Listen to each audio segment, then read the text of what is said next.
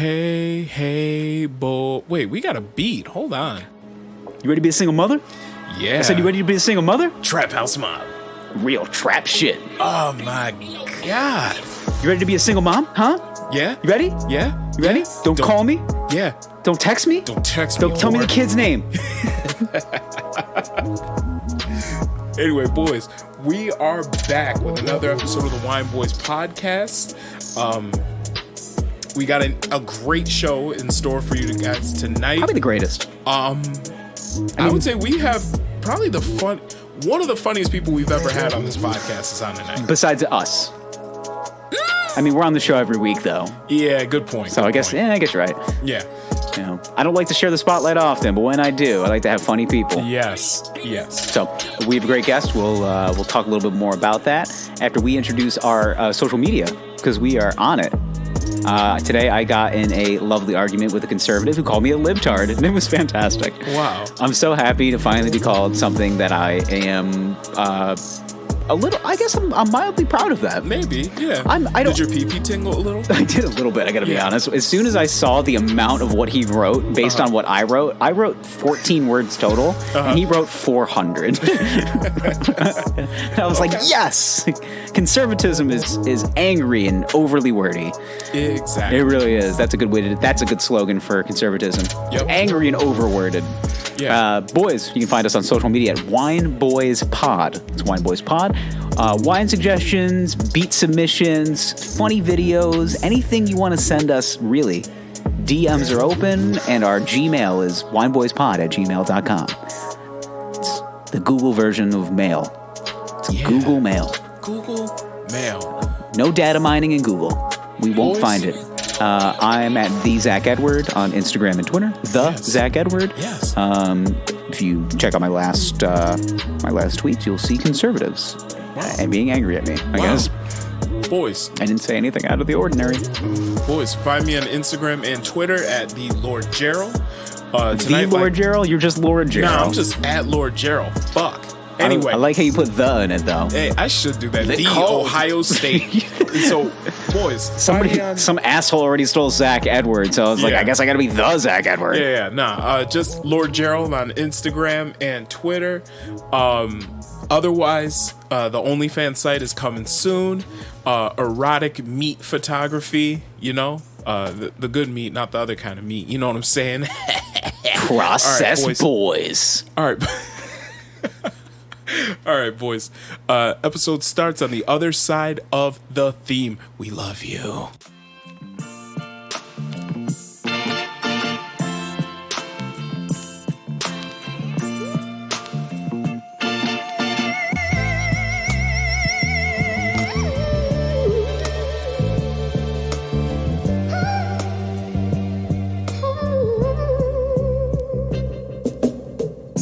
Hi, I'm Gerald. And I'm Zach. And we are the Wine Boys. Hey, boys. Hey. Nasty, sweaty boys. You dirty, slutty whores in this house. Yeah. I'm a whore in this house. Dirty, disgusting, hot buttered boys. Hot buttered bun boys. Hot buttered boys. Someone's been on gayxhamster.com. Fucking popper dong. So, wine fact this evening, because we're still sober boys, we're not drinking. Yep. Don't worry. You will never guess. Soon. You will never guess what the most popular wine in the United States is. Does it have anything? Is it Woodbridge? No, it's not Woodbridge. Close. It's Grandma's favorite wine, Woodbridge. Yes. Because she can buy it in Magnum bottles for 2 for $20. This is available in the Magnum bottles. Yes. Barefoot. Ooh. It's an Aussie boy. Barefoot is the top-selling table wine brand in the United States by far. Really? Yep. Garnered sales over $673 million. Just last year? I don't know if it was last year. This is just what the internet tells me. I'm assuming during COVID, it's definitely going up. Yes. Oh, 100%. 100%. I'm not a big Barefoot drinker. However... Sutter Home is one of the largest independent, though. Makes sense. They're actually the second best selling. Yep. Check Sutter Home. Check out hashtag Sutter Homeless in the archives. Yes, in Sutter Home's number 2. After that is Franzia, then Woodbridge. Oh God, boxed Franzia. How and is 5th? Josh. Hey, I gotta tell you, for a widely distributed wine, Josh Sellers slaps. And even then, Barefoot beats them all by a lot. My mom was on a Barefoot kick for like a long time. She would always only drink the Chardonnay, not the Chardonnay, the Pinot Grigio. I always see a bottle of Barefoot Moscato and I kind of get a shiver up my spine. Yeah, it's too sweet. It's not. It's grape juice. And it's not even the good kind. No, it's not. I'd rather have a glass of Welch's white grape peach juice. You ever had that shit? Yep. White grape peach juice. Makes your throat itch. Oh, it's good though. Yeah, it's so good. So good. Just sugar diabetes in a bottle. I'm one of those people that enjoys the syrup inside one of those like the Dole fruit cups. Yes. I drink the syrup out of it first before I go after the fruit because I'm a diabetic boy. Yeah. Speaking of diabetic boys and sweet things, one sugar sweet boy that we have talked about in this podcast before, Ben Shapiro. Sickeningly sweet boy. Did a dramatic reading of the song that's getting all of the conservatives' panties up in a bunch right now. I gotta tell you, and you should know what we're talking about right now because it's Tuesday. This song dropped Saturday? Something like that. Yeah. The song is called WAP, which stands for Wet Ass Pussy. And I'm sorry. What? WAP. What did you just say? WAP. I've never heard it called. Did you mean the P word? Oh, the P word. Oh my God. So Ben Shapiro had to do a dramatic reading of this song, "Wet Ass Pussy" by Cardi B. I can't. Every time you say it, my penis gets a little bit more uncomfortable. It should get a little bit more longer. It does actually. Love me a good. Only my wife's, because because you're a married man. You're damn right. Just macaroni and cheese. I mean, hey, listen. When you find out people have premarital sex, it's disgusting. It fucking disgusts me. God. That's how I imagine everybody that listens to Ben Shapiro is, because his target audience is white and proud over 35. Oh my God, it's fucking ridiculous. And so let's get into the clip, and I got some thoughts about Mr. Shapiro. Oh my God, do I ever? Okay, so he did a dramatic reading though of this song, and let's get into it. It's whores in this house. There's some whores in this house. There's some whores in this house. There's some whores in this house. Hold up. I said certified freak 7 days a week. Wet ass P word. Make that pull-out game weak. Yeah, you effin' with some wet ass P word. P word is female genitalia. Bring a bucket and a mop for this wet ass P word. Give me everything you got for this wet ass P word. Beat it up, N word. Catch a charge. Extra large and extra hard. Put this P word right in your face. Swipe your nose like a credit card. Hop on top, I want to ride. I do a kegel while it's inside. Spit in my mouth, look in my eyes. This P word is wet, come take a dive. And continues along these lines. And it gets significantly more vulgar. let him keep going. Talk your S word, bite your lip. Ask for a call while you ride that D word. You really ain't never gonna F him for a thing. He already made his mind up before he came. Now get your boots and your coat for this wet ass P word. Pay my tuition just to kiss me on this wet ass P. Right, so this is guys. This is what feminists fought for. This is what the feminist movement was all about. It's not. It's not really about women being treated as independent, full-rounded human beings. It's about wet ass P word. And if you say anything differently, it's because you're a misogynist. You see. You're saying. It gets really, really vulgar. Okay, so here's Did one I thing. mention I had to slow it down to that, but he does more reading of the song. Oh, I'm sure he does. He does like 2.5 minutes. Yeah, and that's the gist of it. On his show that's like one of the most popular influential platforms in the world. Yeah. He reads the lyrics to WAP. But here's one thing though that was very, very clear. He even said something about a kegel, which tells me he mispronounced the word Kegel. So the Kegel muscle is used in your genitalia. You can tighten it and loosen it, but it's very helpful in theft. Even though the word genitalia is scientific, when he says it, it's disgusting. Sounds weird, right? No, but one thing you think that's how, barring, I don't know if Ben Shapiro's ever had sex before, but okay, for the sake of the argument, let's just say he has. I think that's what he says. I'm gonna slip my genitalia into your P word. So let me stop you there, though. Okay. So I was listening to his interview recently on the Joe Rogan Experience, probably a couple weeks ago, his newest one, and he talks. And I was like, I don't particularly like Ben Shapiro, but I'm gonna listen to it. And he says toward the end of the podcast that Ben Shapiro, I believe, is in his 30s now, but he got married to his wife when he was about 21 years old, and he was a virgin when he got married to her. And now they have like 3 kids. Oh, so he has sex. Okay. He has had sex at least 3 times. I'm going to assume it wasn't many more. And he sounds like a missionary with the lights off kind of guy. I'm gonna be real here with you. Sounds like a dollar store Pee Wee Herman is what he sounds like. Listen, there's some whores in this house. There's some whores in this house. Like, come on, dude. I'm sorry. I'm gonna listen to it 100 more times. Yeah, it brings me so much joy. Yeah, but already, like Ben Shapiro said that he doesn't think rap music is real music. Yeah, and his platform isn't fucking real. It's made up, and it was given to him, and he's got a silver spoon. But I'm not sitting here saying that I'm not trying to get a little bit of that, a little bit of that guap. Yeah, guys, get that money, baby. Absolutely. Listen, you do you, boo.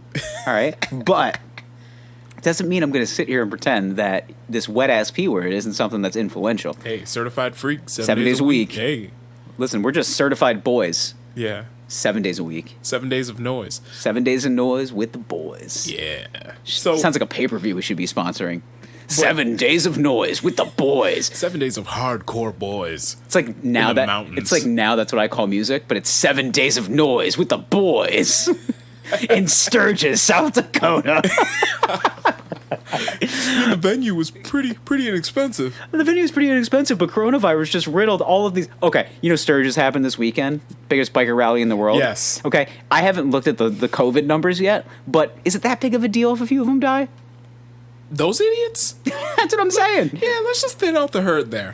I thought when I saw all of those bikers heading up to Sturgis for the weekend, I thought to myself, we could lose a few of them. Yeah. So A-okay by me. Yeah, but I did realize though, I was like, man, like Ben Shapiro sounds like a fucking nerd on this episode of JRE, where he's talking about how like he's a fucking nerd. He is a pretty fucking nerd, but I was like, man, I lost that much more respect for him when I realized that he hadn't pounded out any sniz before meeting his wife. Yeah. Listen, I've been with my wife since I was 21. We'll leave it at that. We only have one baby. So I'm going to assume you've had sex at least once. Yeah, man. At least one time. Sex is disgusting. That's true, and it's absolutely terrible. And I've had 0 kids, so you can't assume that I've had sex yet. You've never had sex. Never. If that's the measuring stick, then yeah, technically I haven't. All I'm saying is that's the only giner he's ever been inside of, right? You mean that wet ass P word? That wet ass P word. He was. That's the only wet ass P word. Honestly, was it that wet? Or do you think Ben Shapiro is really like a closet case? Was it macaroni in a bowl? I don't think so. I don't think I can't imagine a woman getting moist for Ben Shapiro. I can't imagine that. All I'm saying is, do you think Mrs. Shapiro rides Ben's face? No. No? She barely rides his dick. Do you think it's strictly missionary with the lights She off? barely rides her P word with his D word. Oh my god! If she rode his face, if Ben was like, just a fucking savage in the bedroom, that's front page news. His rabbi gave him all the sex advice he needed. Now, Benjamin. Shalom, first and foremost. Come on, fam. Let her ride your face like a yarmulke. Just put it on there. Well, that's on the other side. I know. You know that thing covers up his bald spot. Yeah. I'm just saying. But anyway. That's why I'm converting. Okay. Listen. Mine's going to cover up my entire bald spot. Listen.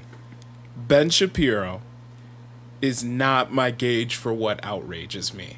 No. And I don't think it should be anyone's. And to see that so many people are getting outraged by him over a Cardi B song, which fucking slaps, by the way. Oh, it is the summer hit of 2020, and Absolutely. Actually should, because of coronavirus, should be the song I wish that was the vaccine. Was Wet Ass Pussy? If Wet Ass Pussy was the vaccine, should be. Could you imagine? Yeah, certified freak, 7 days a week. Cardi B comes out, okay, and she goes, "I'm running for president. I got the vaccine. It's this wet ass pussy. This is wet ass pussy. You can bottle it. You can bottle it and just give it to all the boys Bottle and lady this boys." pussy. Which should have been a lyric in the song. Would you drink it? If it's a coronavirus vaccine, Smear it on my chest. does this come in some type of like Sauv or cream? Oh yeah, look at that RAM now. Look at that. Anyway, You're looking at your computer memory. I had to free up some RAM. Yeah, dude. I'm about to ram my D word into that P word. Yeah, RAM this. This So the hot beef injection. I got to tell you though, how influential are Cardi B and Megan Thee Stallion to get that type of reaction? They are, as of right now, they're very influential. They're the most. They're swing votes. Absolutely, and they're the two biggest female rappers right now. Yeah, Definitely. it's not even close. No, not at all. Go on TikTok. Listen to how many Megan Thee Stallion songs you'll hear. Yeah, and I think what outrages these people so much about this song is that they feel that it's the destruction of American culture. Can you just say? I mean, let's just call it what it is. The whites. Yeah, it's white people. And they just don't like the idea of their precious white daughters listening to this jungle music. That's really what it boils down to. Tiffany, goddammit, this WAP again? Yeah, get that nigger boogie shit out of here. Just, that is what makes them uncomfortable. Let's be honest, son. Like, you heard Splash Waterfalls as a kid. Nothing phases you. No. No. I've heard so much shit. I've heard dirtier rap songs. Oh my god, yeah, absolutely. I've heard. I grew up on Lil Kim. Oh yeah. I mean, hardcore. absolutely. Yeah. Get the fuck out of here. Lil Kim was the baddest bitch in all the land. She really was. And then Khalees came out and started doing some Yeah. work and nasty shit. Remember Trina? Yeah. Oh, my girl. Yeah. Yeah. Shit. Uncle Luke? Mm-hmm. 2 Live Crew? Shit. Yeah. Remember some of Ludacris's old shit? Just listen to the song Tootsie Roll. You thought that was a Yeah. jock jam? No, It ain't. It ain't. It ain't a jock jam. Yeah. Yeah. So, My milkshake brings all the boys to the yard. yes. Hypersexual. My neck, my back, lick my P word and my crack. my P word and my crack. Yeah. That should have been the edited version. No, hypersexual lyrics in hip hop are nothing new. No. And in fact, in music in general, it's nothing new. Hypersexualized lyrics in music are, I mean, I can't say it's 90% of the music, 75%? I'll say this: hip hop is probably more vulgar about it than any other genre. Hypersexualized music. Mainstream genre, anyway. Yeah. But sexuality in music in general isn't a new thing. Yeah, but today's hip hop is mostly contrived of Yeah. sex, drugs, Shit. drug trafficking. I guess you could put Yeah, that in its own category. Fun fact: Tutti Frutti by Lil Richard, originally about gay sex. I was gonna say it is Tutti Frutti, good booty. Like, I feel like you've talked about this on the show. I've talked about this before. Sexuality in music is nothing new. New. It's been around forever. Yeah. If this shit outrages you, then maybe you need to. Maybe you should watch the movie. To leave Yeah. the gated community, boo. Yeah. Like- oh, I'm sorry. Is your cul-de-sac meeting getting a little uncomfortable when WAP comes on? Yeah. Oh, I'm sorry. Too much traffic coming through your youth soccer game. Like, boo boo. Leave.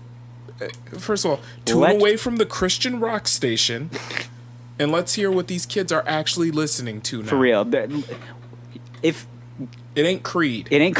Like, Shut up in there on a Sunday morning. No. They're not listening to Creed. They're not listening to Creed. And unless they're being held against their will. That's the only thing they should be listening to is Creed. Yeah. For punishment. Yeah. All right. Man, the kids love POD. Yeah, they don't. Not anymore. No, not anymore, dude. They like wet-ass pussy. They do. They love. Yeah. In fact, it's got almost 75 million views on... It does. I mean... It does. Well, how old is Slob on My Knob at this point? 10, 15 years old. It's something like that, yeah. Slob on My Knob or what else? 3-6 Mafia was the shit, by the way. Remember Half on a Sack? Yes. That 3-6 Mafia? That was my shit. Dude, 3-6... The whole first verse of that song is about getting a white girl, getting her all coked out and fucking her. Yes. That's the whole first verse of the song. Make white girls do drugs and do nasty shit with them. Yes. Yeah. Rap music. Yeah. Fuck. Isn't that what made you fall in love with hip-hop in the first place? Oh, 3-6 Mafia I almost listened to exclusively in the summer of 04. What was the song Stay High? That was the shit. That was the shit. Yeah. I gotta stay. Let's see, Slap on My Knob. And then Juicy J when he broke off by himself. I mean, that was another thing. Yeah. Yep. Zip. Okay. And Slap on My Knob cup. came out in 99. I'm getting high as fuck. I'm getting high as fuck. Yeah. Yes. I thought bands made her dance. Not this P word on that D word. P word on that D word. It'd be funny if you just said like F word for face. Yeah. But yes, put that P word on my F word. Ben Shapiro not knowing what a Kegel is It's the funniest part of the entire sequence Kegel there. lets me know everything I need to know about Ben Shapiro. How anybody can listen to him at all. Fucking fascinates me. I can't trust your political opinions. I can't. And it infuriates me when somebody talks like that. Like, I don't think my voice is like it doesn't feel like velvet and butter. Yeah, it's not velvet and butter, baby. Dude, but I can't trust any of your opinions if you've never licked an asshole before. I'm just gonna be real with you, son. This is you're already dismissed, bro. Yeah. That's it. So the good Lord intended that to be an exit only. Well, you know. Well, did it? I don't know. Have you ever seen a girl's face when you just accidentally get a little in there? And you're just like, whoa! Yeah. So, just picture it to be soft serve. It's only soft serve. Only soft serve. Listen, you gotta play around. You know what, Ben? You go home with Mrs. Shapiro. You let her know. Listen, the plan at night is not to have missionary with the lights off while I put my pee hole through my PJs. It's not to conceive another child. So put my penis through my pee hole. Strictly for fun. We're gonna leave the lights on this time. Oh, Benjamin. We're not even gonna have the soft glow from the television in the back. Really? Yep. I thought the glaring noise of Fox News was the thing that got you hard. Oh, Laura Ingraham.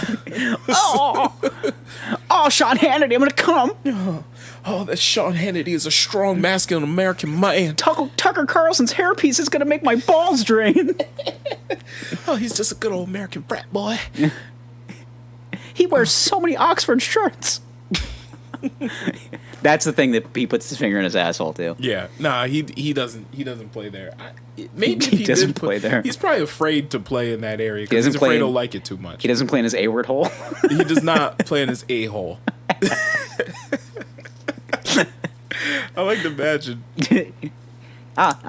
What's his wife's name? Lauren. I feel like I'm Ben Shapiro's wife. I don't know. I'm just gonna call her Mrs. Shapiro. Okay. And I feel like she's very Stepford wifey. Are you trying to find a picture of her? I'm just trying to find out what her name is. Yeah, Laura Shapiro. I just feel like Miranda Shapiro. Any you want to keep doing guesses? Yeah, Brittany Shapiro. Her name's Moore. Moore Shapiro? It's M-O-R Shapiro. M-O-R? Yes. Okay. That's her actual. That's her. Yeah, it's probably an extremely Jewish. Yeah, she's probably Jewish. Yeah, I would assume. Jewish and Moroccan. Okay, what does she look like?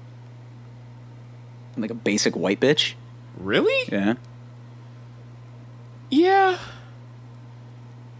Yeah. All I'm saying is, Ben, you go home. Yeah, she's. I think she is the female equivalent of missionary with the lights off. Ben, you go home and you spit in that woman's asshole. Okay? Please refer to it as the A word. The A word hole.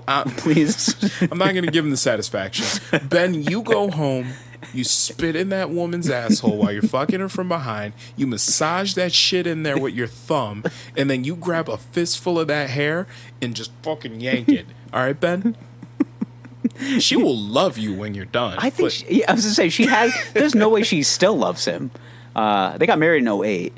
So that's 12 years of stale missionary sex. Oh, my God. 3 times, at least. It's the equivalent of a 3-day-old Dunkin' Donuts donut. That's his sex. Just stale. Just like a dry hole. Yeah, there's a dead fly in there. It's just a dry powdered donut. Yeah. Ugh. Is there not anything worse than a powdered? Hey, First of all, tonight would you care to have intercourse? Would you like to have fellatio? Can I have some fellatio? Yeah, Ben. Really, just you know what? Why don't you really listen to Wet Ass Pussy and take some notes, Ben? For real, you know what? I think when the red light is off, he is like licking the pencil and just like starting to jot down. Do you think this is an actor? This is how he is in like real life. Like he's that stale and dry. I know people that are Ben Shapiro equivalents. Okay, and they still are a little adventurous.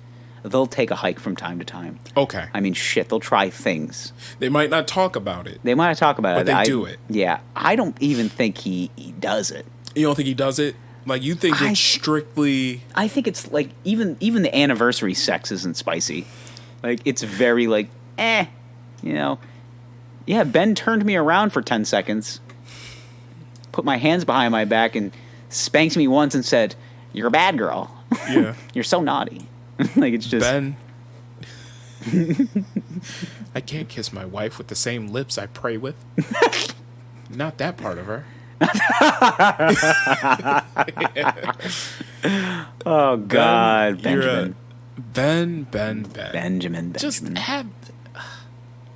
Jesus Christ, man. Loosen up. Let's loosen up, man. Listen to WAP. Like, I've listened to it, I think, full 7 times already. Yeah, man. Loosen up. You're married? Yeah. Who cares? Cardi B is married. She's married, and she's married. and she talks like she's. I mean, she talks like she's just a bad. She's also like a former stripper from the Bronx. But yeah. Who cares? Who gives a fuck? What do you expect? Yeah. What do you expect? And Meg is just a bad bitch. Exactly. Big old booty. Who cares? Listen, that's what brought her to the dance, but but she's got bars. She got bars. She can rap her ass off. And she's got a whole lot of ass. That's a lot of ass. So, but based on the proximity of ass to rapping ability, I would say that Meg can absolutely rap. Yes. If I can hypothesize for a moment, Yana, based on Megan Thee Stallion's voluptuous booty, this buxom woman, she has the ability to rap her own ass off, meaning she has a quantity of ass that is equivalent to rapping, how you say, massive amount of bars. Yeah. Well, boys, I think we've beaten this dead horse. More of the story is... Let's beat a couple more horses. Ben Shapiro needs to spice things up in his own life. Yeah.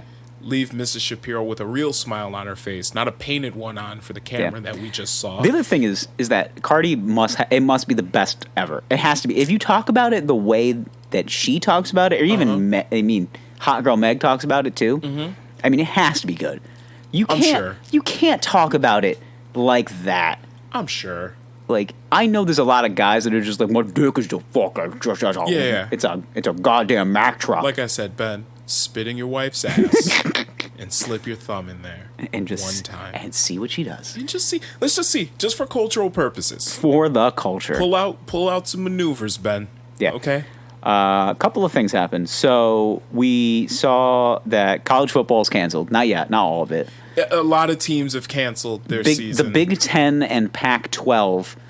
Also, the MAC, which is the Mid-American Conference, and the Mountain West, fully canceled their seasons for football. Most of all, fall sports. This hashtag "We Want to Play" was going around, which I think is just a really nice way of all Americans and rich white kids to have their opinions heard. And then also was a way for the coaches who definitely care about the well-being of their players. Absolutely. They care. Dabo Sweeney said it himself that he cares. He wore a mask during his interview today. He cares. Yeah, absolutely. How much do you think Jimbo Fisher cares? like just enough to get 7 wins out of him, I think. Okay. 8 wins at least. 8 wins, yeah. I'd say, like, if he has 0 All-Americans, like, they'll run laps till they die. Okay. But it could be from a lung infection. Could be just... What's that other heart condition that seems to be the thing now for athletes? It's like a new... Yeah, there's a COVID-related heart condition that's popping up more and more in athletes. Really? And it's... For athletes that, like, had it and seemed healthy? Yeah, basically it's... Where is it? Hold please. I'll look it up. So it's a COVID heart condition. Let's see. COVID heart condition. It is called. Hold on. A rare heart condition that is linked to coronavirus is feeling concern over football. It's called myocarditis. Oh. It's an inflammation of the heart muscle. Oh, shit. Mm-hmm. Wow. Yeah. Okay. It's a problem. Wow. So basically, you have COVID. You don't know you had COVID. Mm-hmm. You end up developing this. It's like it's inflammation. Condition. Yeah, it's inflammation in the chest muscles. Wow. Developed from lung infections, which then ultimately. Wow. Yeah. Or you did have COVID, got over it, but then you developed this myocarditis. Wow. Yeah. And then I guess months later or whatever, you're running, and then it's getting really hard for you to breathe, and then you just collapse, and then you did. Yep. DED. Dead. Yep. Okay. But that scholarship to Alabama couldn't pass up. Couldn't pass it up. Yeah, that briefcase full of money from Nick Saban. I know so the arguments that you're hearing mostly from the coaches is that like our safety protocols and the kids being on campus is safer than them being at home. Like that's what they're going for. Yeah, they're just being like these full contact football. Full contact football, and what they're saying essentially is their argument. Football aside, their argument is that our world class facilities are socially distant enough, and we have all the testing protocols. They're actually getting tested more, which is true, because they're going to go play tackle football. Well, yeah, which is so the you don't least socially distant sport. Yeah, so you don't want a bunch of guys fucking humping each other on the field. Yeah, hypothetically, hypothetically, we don't hump. Right. We tackle and drive a man into the ground. Right. But imagine playing like interior line. Yeah. Just touching all game. You are literally having physical contact with somebody every fucking down. When the NFL started putting out their protocols for the season, and they still think they're going to get a full season out of this. No, they won't. I'm thinking just, I said kill the first month. Yep. Just do it. Just get it done. Listen, we're almost to September. Just get rid of it. Yep. Cut it. When they said that the first thing they're going to do is they're going to stop players from giving each other their jerseys after the game. That they're putting that as a protocol. And then the first tweet was from Richard Sherman, who is a Stanford-educated man. So he's fucking smart. But he's also smart as shit. Stanford-educated man, but also one of the best players in the NFL. He is probably the best one of the best cornerbacks ever. Yeah, I think he's. You can call him that now for sure. Just judging by how he played last year, being like in his now he's in his 30s, and he was borderline one of the best shutdown corners again. Yeah. First tweet comes out. Oh, so we can't give each other our jerseys after a hard game of tackle football after we've touched each other this entire game? Yeah. Okay, yeah, that makes a lot of sense. Yeah, we can't trade jerseys after I've been playing bump and run with this guy. Yeah, bump and run with this guy for fucking 4 quarters. Yeah. Yeah, you're right. Me giving him my jersey, that's going to give him COVID. That's going to give him COVID. Not the bump and run. Not the tackling. Yeah. Not the anything else that involved touching the entire game. Touching each other and sweating on each other. The entire game. For the last 2.5 hours. No, none of that. None of that. The jerseys. The jerseys, though. They're a breathing ground. Yep. The jerseys are a breeding ground for COVID. Yep. Cool. Yep. Cool, man. So right now, so the Big Ten canceled the season. The Pac-12 followed suit. Mm-hmm. The ACC says they still want to play. Which is nothing like the South to say, we're going to play football despite government regulations. Am I right, Florida? Yeah. Am I right? Am I right? Say it for the guys in the back, Miami. Say it for the guys. Yeah. I'm just... What about the SEC? Still saying... They're holding out? ACC and SEC, predominantly Southern schools, Power 5 conference. Syracuse hasn't opted out. The school can, technically. UConn did. They were the first school to opt out. The school can opt out, but Syracuse hasn't opted out. They have not yet, nope. Okay. Theory. Okay. Syracuse is going to try to hang in there as long as possible. Do you know why? Default ACC championship. Damn right. But also, can't beat them on the field. Might as well outlast them. Exactly. Now, but also though, Syracuse has been trying to gear up like their football program for about 15 years now, probably longer. Longer. About 20 years now. Pretty much ever since Coach P left. Mm-hmm. Like they've been trying to kind of rebuild things, and this might be the way to do it. If it's just us in like Miami and Florida State, and I don't know who else is in the conference. The Southern schools, Clemson, Virginia Tech. I guess you can call Virginia. Yeah. Blacksburg is in the middle of Virginia. Yeah. So I guess you can call that a Southern school. It's Southern school. Yeah. So they just want to hang in there with the other Southern schools, even if we get throttled. But we still have to play fucking Clemson and Virginia Tech and Florida State and University of Miami. Mm-hmm. Like, at least we can say, okay, we got throttled the entire year, but our schedule was tougher than anybody else's. True. So, I think that might be the play. I don't think you're barking up a good tree there. Hey, you never know. Hey, I do a podcast. So anyway, I do a podcast. We do theories and stuff. Yeah. I was gonna say I took some notes. So like, Okay. there's the situation that's been going on in Chicago. Yeah. The riots and looting. Yeah. They looted a Tesla dealership, which is like the most ironic thing. It's funny because there's like no cars there. I know, that's the thing. That is hilarious. Yeah. Like, all Teslas are made to order. Yeah. So like, So it's like, what the fuck are you doing in a Tesla? What are you gonna get? Some brochures? Like, I'd like to learn more about the Tesla. It's just like, there's ain't cars in there. I didn't get a mile less, but I got a picture of one. So I mean, I stole the paint swatches. So that whole situation. So now they've been rioting now for a couple of days. Mm-hmm. It's calmed down a little bit, but it's still, still Portland is rioting. Yeah. I mean, again, it's not going to stop. No, it's going to keep going for a while. Until at least the election. Oh, yeah. For sure. I saw this thing about Belarus and the country is protesting against the government because they had the fixed election. Oh, they're shirts off fighting the police, too. Oh, for sure. I was going to say, they are seeing some of those videos on Reddit and shirt off fighting the police. Dude, you got just hairy Belarusian men, shirts off, middle of the street, wearing diesel jeans, because you know that's what they wear. I was going to say, in Belarus, of course. Yeah.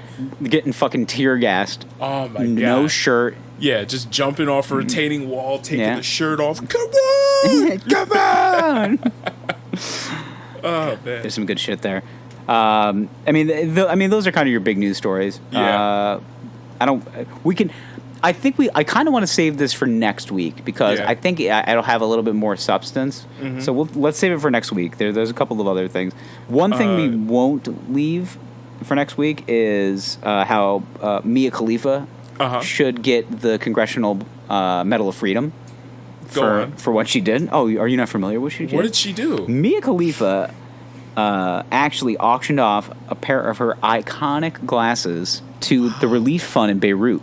Really? Yes. Well, she is Lebanese, correct? She is. Okay. Yes, so that is her people. Now, so she was morally, and she was devastated, obviously, by the whole situation. Right, and, right. Instead of, as an influencer online, she did, the typical thing. If, my country was destroyed by this, this horrific explosion. Right. This Dwayne "The Rock" Johnson size set piece that happened in Beirut. Yeah.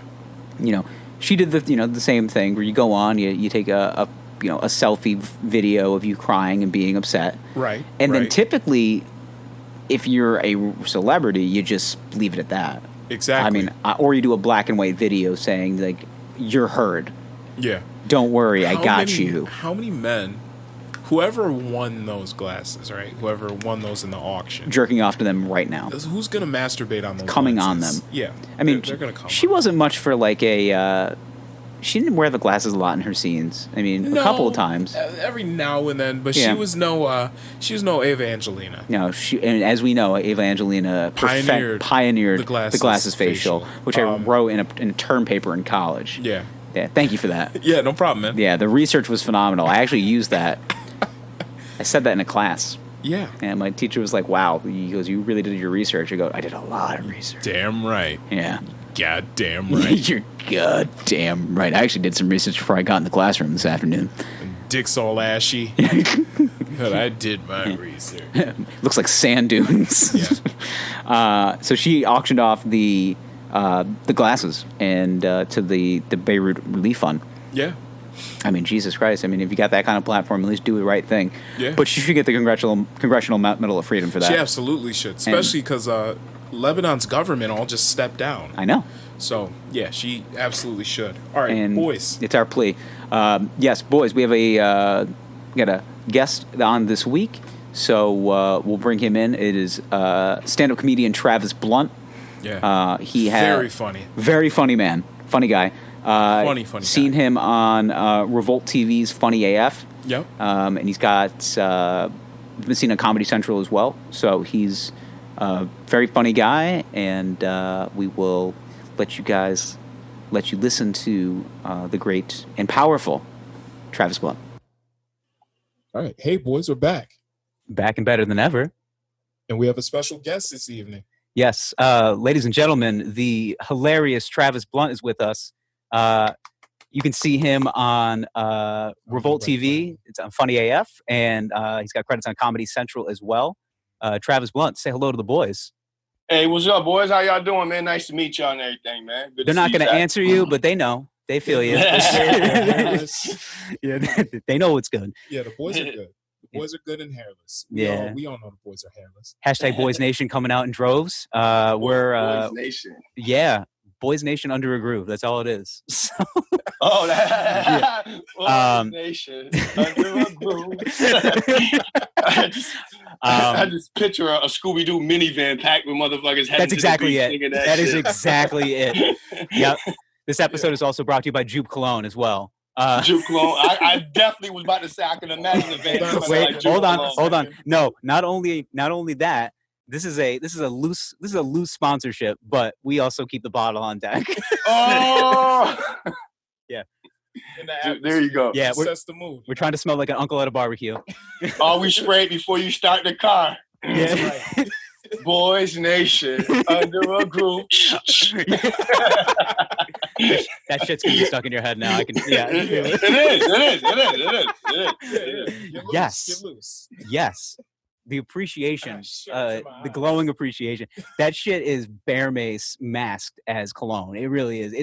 It's like really pungent. Like it hits you right in the nose. It's really that. Yeah. Right. You can, like I said, you can smell a luscious affair coming from like a mile away. Oh man. There's like an uncle at a barbecue that's just like on the outs with your aunt, and you're just like, I gotta figure out, and then he just starts like asking questions like, where you go to college? Everybody's down to win like the Boys Nation. Yeah. Just, everyone's got that one uncle who's bald. He's got a goatee and that one hoop earring. Everyone's got that dude.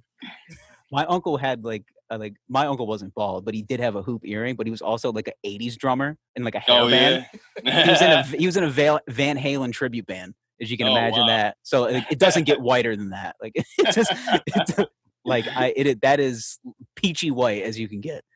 But it's did he refuse to let go of the ponytail? Oh yeah, for the long. So he was like one of those that like the hairline kept going back, but the ponytail kept like hanging on strong. So it was it's just like it's like Uncle Tony, you got to get rid of that ponytail, and he's just like, I'll never let it die. You mean my horse's mane? He's not letting that thing die. Do you think Eddie Van Halen would let it die? It's like, all right, okay, I'll stop. I lived through '86. This thing stays. You know how much cocaine is in these strands? There probably is. Yeah. All right. Yeah. He had to exfoliate it all out of his pores at the end of the night. It's just cocaine drips on the regular. So we appreciate you coming in. Thank you for giving us a little bit of time. I've been very curious because you and I kind of we met randomly. Right. I just wanted to ask you a couple of questions, and then I started I did a little research on my own just to kind of see your credits and some of the stuff that you did. So how long you been doing comedy now? Oh, I've been doing comedy. It'll be about 10 years in September. I think it'll be about 10 years in September. I've been doing it 10 years, but I don't have 10 years of stage time. As you know, living around here, open mics is like one night a week or whatever. And if you have a job, you may be able to get to it. It's not like in other cities. Like, just take New York City, for example. You get up 4 or 5 times a night, at least every night of the week. So their 10 years is probably more than my 10 years. So, but I've tried to grow each time and take advantage of each stage appearance I've had. So that's what it is. I just have faith and know that it'll come together where it'll sound like I got 10 years of stage experience. It's all it's comedy. As you just start or you do stand up, it's all about confidence. Like the audience can always tell if you're not confident, and if you're not confident, you're not going to have a good set. And it really has nothing to do with your jokes, really, per se. I mean, some jokes aren't good, but most of the time we fail early on or we don't do as good as we want to is because we're nervous and unsure. And a lot of stage time knocks that off. So if you don't have a lot of stage time, you have to project it instead of it maybe coming naturally until it becomes natural. That's so true. Yeah, that's true, especially in times of COVID right now, because stage time is like none. So none. All you've been able to do is, all I've been doing is writing jokes and then just going on Twitter and just running them and then seeing what kind of response I get. I got called a libtard today for the first time. I was very happy about that. A libtard. So, yeah. Like I've been getting a lot of hard-nosed conservative people, and I'm not even telling like liberal jokes. I'm just saying, like the joke I made, all I said was, whoever Joe Biden's vice president is going to be, better be ready to become president. Right.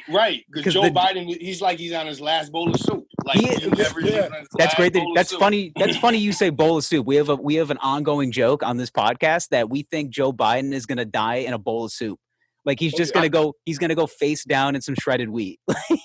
Joe Biden looks like he's already dead, but no, he doesn't know it. Like he just looks at him. He looks. He looks like the tall man in Phantasm or Phantasm or whatever. The tall guy. Yeah, exactly. Yeah. He looks like that fucking guy. He's getting somebody's puppeteering him. Like he's on strings. Bernie'sing the shit out of this dude for like the last year and a half at this point, and he's just like still keeping on. But I made that quick little joke, and then this guy just like comes out of the woodwork, and he's just like, "Let me tell you why you're a libtard." And it's just like, yes, please overly state and how angry you are that I said something so basic like that. And he went on this like whole page rant, and all I said was like, "Thank you back." Just nothing. I started talking about the Jews. Yeah, he brought. Yeah, I don't know, man. They don't know why they're so mad. They don't have there's no reason that they should be mad. They're fueled by outrage, and half the time it's not there.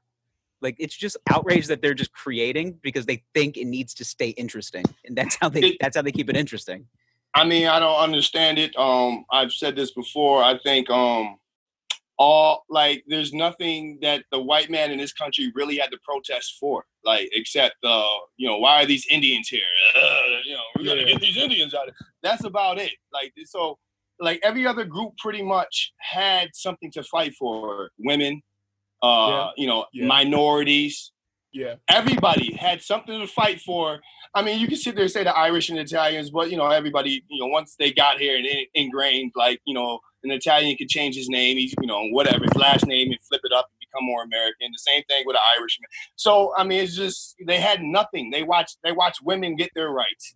They watch black people and every other minority march and get their rights. What are they marching for? Masks? The gyms can't open? Are these real protests to be angry about? There's nothing, like, there's nothing for them to be mad. Like, this country is pretty much, Paul Mooney said that, if he sees a poor white guy, he starts crying because he said to himself, that's a waste of good white skin. Like,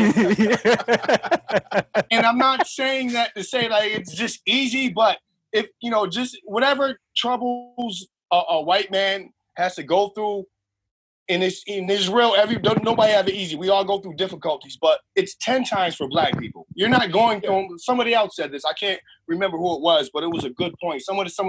Like, whatever troubles the white man's going through or a white guy is going through in society or life, it's not because he's white. Yeah. It's not starting there. It's not starting because you're a white man. You know, right. You know, well, you know, so you just compound that to the African American or the black man. From birth, you've already got a bullseye on your back saying you ain't shit in the system that you've already been born in was created to keep you down. Yeah. So you have you've that been criminalized since you were a kid. And then exactly. So it's like you ever been on a job interview and you go in there and it's like you see a black person there, and you're like, holy shit! Like, you know, at least I got a chance. There's one person here. Yeah. Like, but then you be like, I don't know if they reached their quota. I don't know. I don't know. I don't know. I don't know. I don't know. Yeah. And don't walk into a place and ask a black person, yo, how'd you get this job? They're gonna treat it like it's a code. Like, I ain't gonna tell you this shit. Yeah. I'm gonna be the only Tyrone around here. So it's just a whole bunch of shit that, you know, it just whatever troubles, it's not because they're white. And you know, it's a bunch of shit we all go through. Yeah. But as a minority and specifically a black person, it starts with your skin tone. It starts with your skin color. Everything else, you know, so they had nothing to fight for. So they're creating shit. They've been creating shit for forever. Our society. I mean, but just because it's not just because of.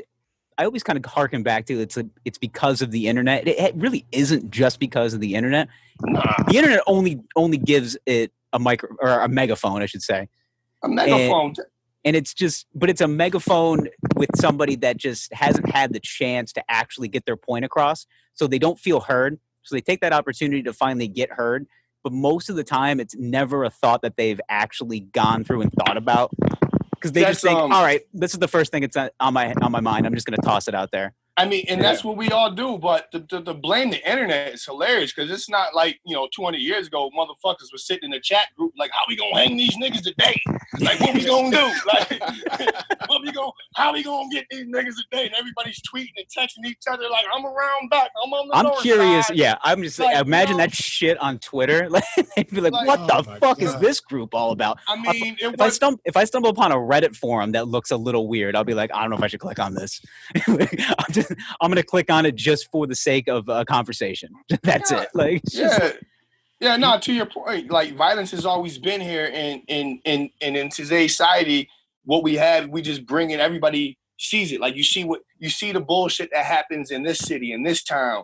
Sometimes, because back in the day, you might have thought, this shit must just be going on in LA. Or this might just be going down in Mississippi. This might be going down in New York City. But no, it's all the same. Like it's the same bullshit. So now it's the cameras, because before then it was just, your word against whatever's word. Like, but, I mean, this shit's been here since the moment, motherfuckers set foot on this land. It's just been violence. Mm-hmm. And what's frustrating is nothing changes. Nothing changes. Nothing changes. You know why? Because it's the system that helped set up. Like all these older, and I'll just say, it could be bigoted, racist white men that started these companies that wouldn't let black people join. They got powerful. I'm talking about all the mega companies. Now they hand it down to their sons with their bigoted ideas and their daughters with their bigoted ideas. And it is so ingrained and entrenched in this country that you can't rip the root out because it's so deep. You can't rip it out. All those, like, just look at the Congress in the Senate or whatever. It's all mostly old white men or white men. It's just white people always dealing with some shit. Always thinking, we know what's best. Like, we know what's best. Like, it's in 2020, like, we were really having an issue with him picking a black presidential, like a woman. You know what I'm saying? It's really an issue. Like, it was really an issue. Like, you know what I'm saying? I mean, like, people would have a problem with it. Is one of the most qualified people in the world for the job. Mm-hmm. So it shouldn't be an issue. I mean, look at other countries around the world. They got women leaders. It's just like this country is so old school with racist white men ideology that it's so funny to me that they can sit there and point their hand at the Middle East and say corruption, corruption, corruption. And the same shit's going on here. Yeah. That's like the ego. That's ego. That's ego. Like, we are better when the United States ain't really no better. Like, not at all. The only thing that I like about this country is the Constitution. Other than that, there's probably a whole bunch of other countries that are better to live in. Like, you know what I'm saying? But at least here I know my rights. Like, I don't know what type of, like, other than that, like, this country's bullshit too. It's bullshit. Yeah. I don't know, man. Canada's pretty nice. It's right next door. There's a reason Canada's is next door. It's just an easy step through. Like, why not? They already speak English. Yeah. You know, they already speak English. You know, us Americans, most of us don't like to learn nothing new. Like, the language is a hard thing to learn. Yeah. So if you don't speak English, I don't give a fuck. That's where my Americanism will kick in. Like, what the fuck you mean you don't speak English? That's the thing too. Is like speaks English for real. Like, you never seen Men in Black. All the aliens speak English. Everybody speaks English. You know what?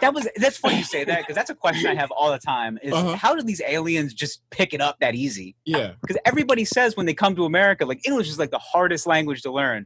If you're coming from another country. Meanwhile, you got the aliens. They're just coming in being like, I got this shit. Like, I mean, have you ever listened? I get it. It's a movie, but like, you can talk about they're extraterrestrial, saying, like advanced beings. But they're so advanced, they can probably like osmosis that into your brain. Just absolutely, you understand exactly what they mean. I mean, you know, English is the hardest language because we have to take it. We fucking have to. We speak it like we grow up speaking it for the most part, and we still gotta take an English class. There's something like I had friends that were English majors in college. And I'm just like, I was like, I can't wait. Yeah, I can't wait till we get into war. That's going to be really helpful. Yeah. Thanks. You know, their job is in the apocalypse. Librarian, get to the library, organize the books.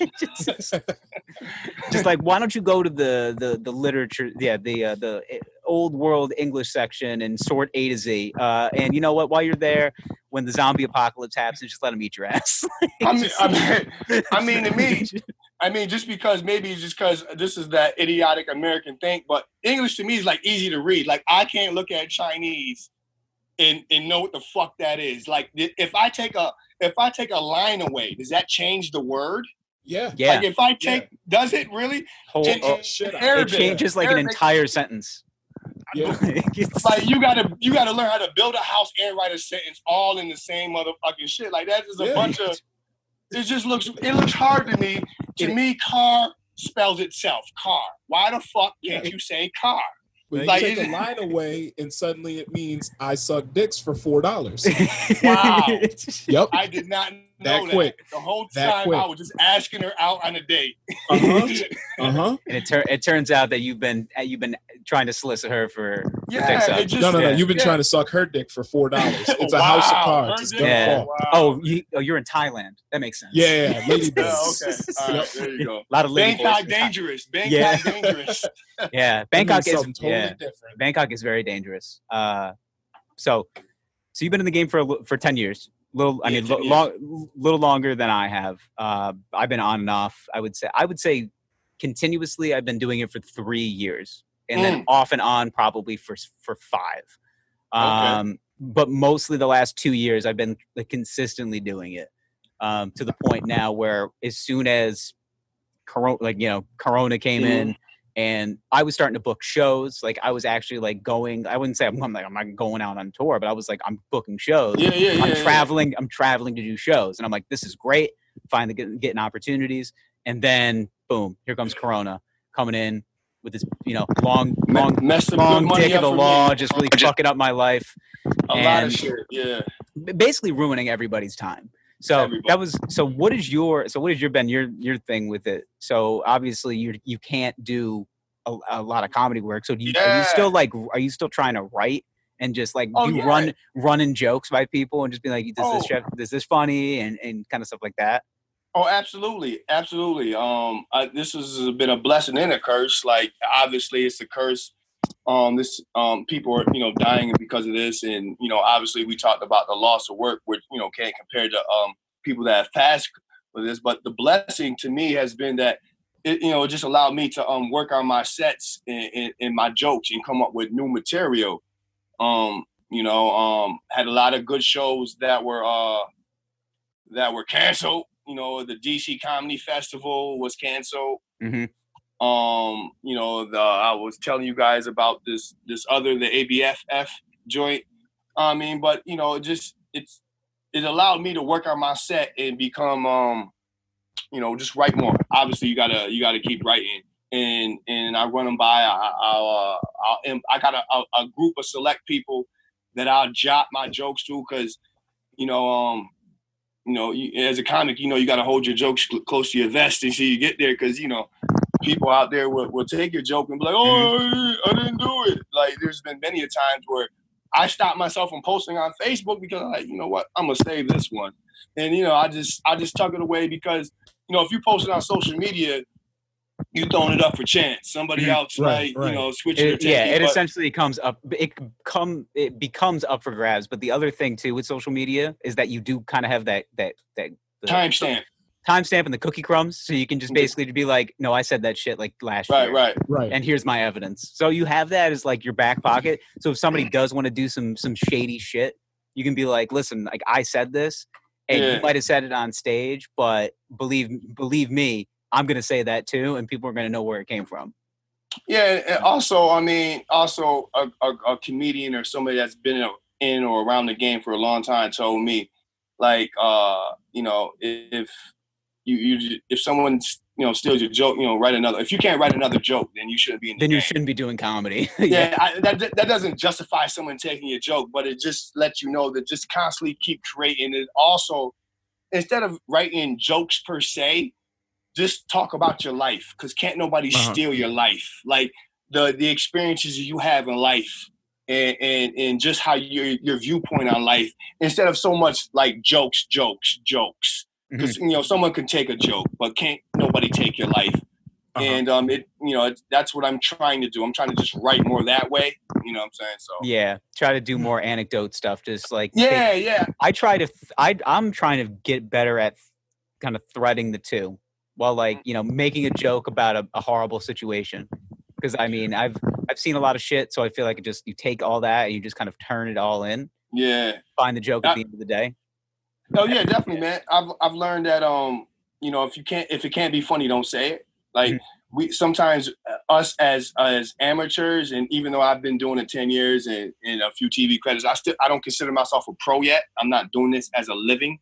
I'm still grinding, and obviously I've been fortunate to get 2 TV credits, but it doesn't really make me any better than the next comedian. But you're better than me, just so you know. But you've got 2 more. You've got 2 more TV credits than I do. Okay. Arguably the funniest guy here right now. Arguably. But we can do a roast battle right now. No, I'm just kidding. Right now.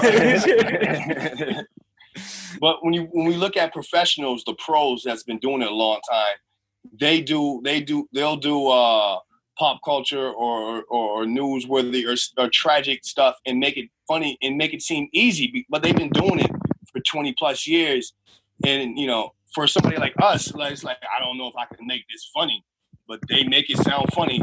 So my only thing is, I would, if anybody's gonna say anything that can be considered, just make it funny. Rape could be funny. Like, I can't tell a funny rape joke, so I'm not going to tell nobody else, but I've seen funny rape jokes. It doesn't make rape funny, but, if it's done right, you fucking laugh. Like, you know what I'm saying? So that's how I say it. Like, I can't do one. I'm not there yet. I wouldn't touch it. But, there's comedians that can do it, and they do it very well. There's some there's some that make that the focal point of their act. And it's just like, wow, you just did 15 minutes of rape jokes. Yeah. That might be too much rape. That might be too much rape, but is it enough? Is it enough? Is it enough? Never too much. Yeah. So no, but I have noticed that you can really find the humor in anything if you look for it. And I think it just depends on the person. So, I mean, we talk a lot about buttered up boy bottoms on this podcast. And what? Huh? What? Oh, buttered up boy bottoms. You never heard of them? No, what the fuck is a buttered up boy bottom? What do you think a buttered up boy bottom is? So, I guess that's how you answer that question, huh? Exactly. You leave it up in the air. Our fan base tends to enjoy it because we call ourselves the Wine Boys. So somehow we found the homoeroticism in it. Okay.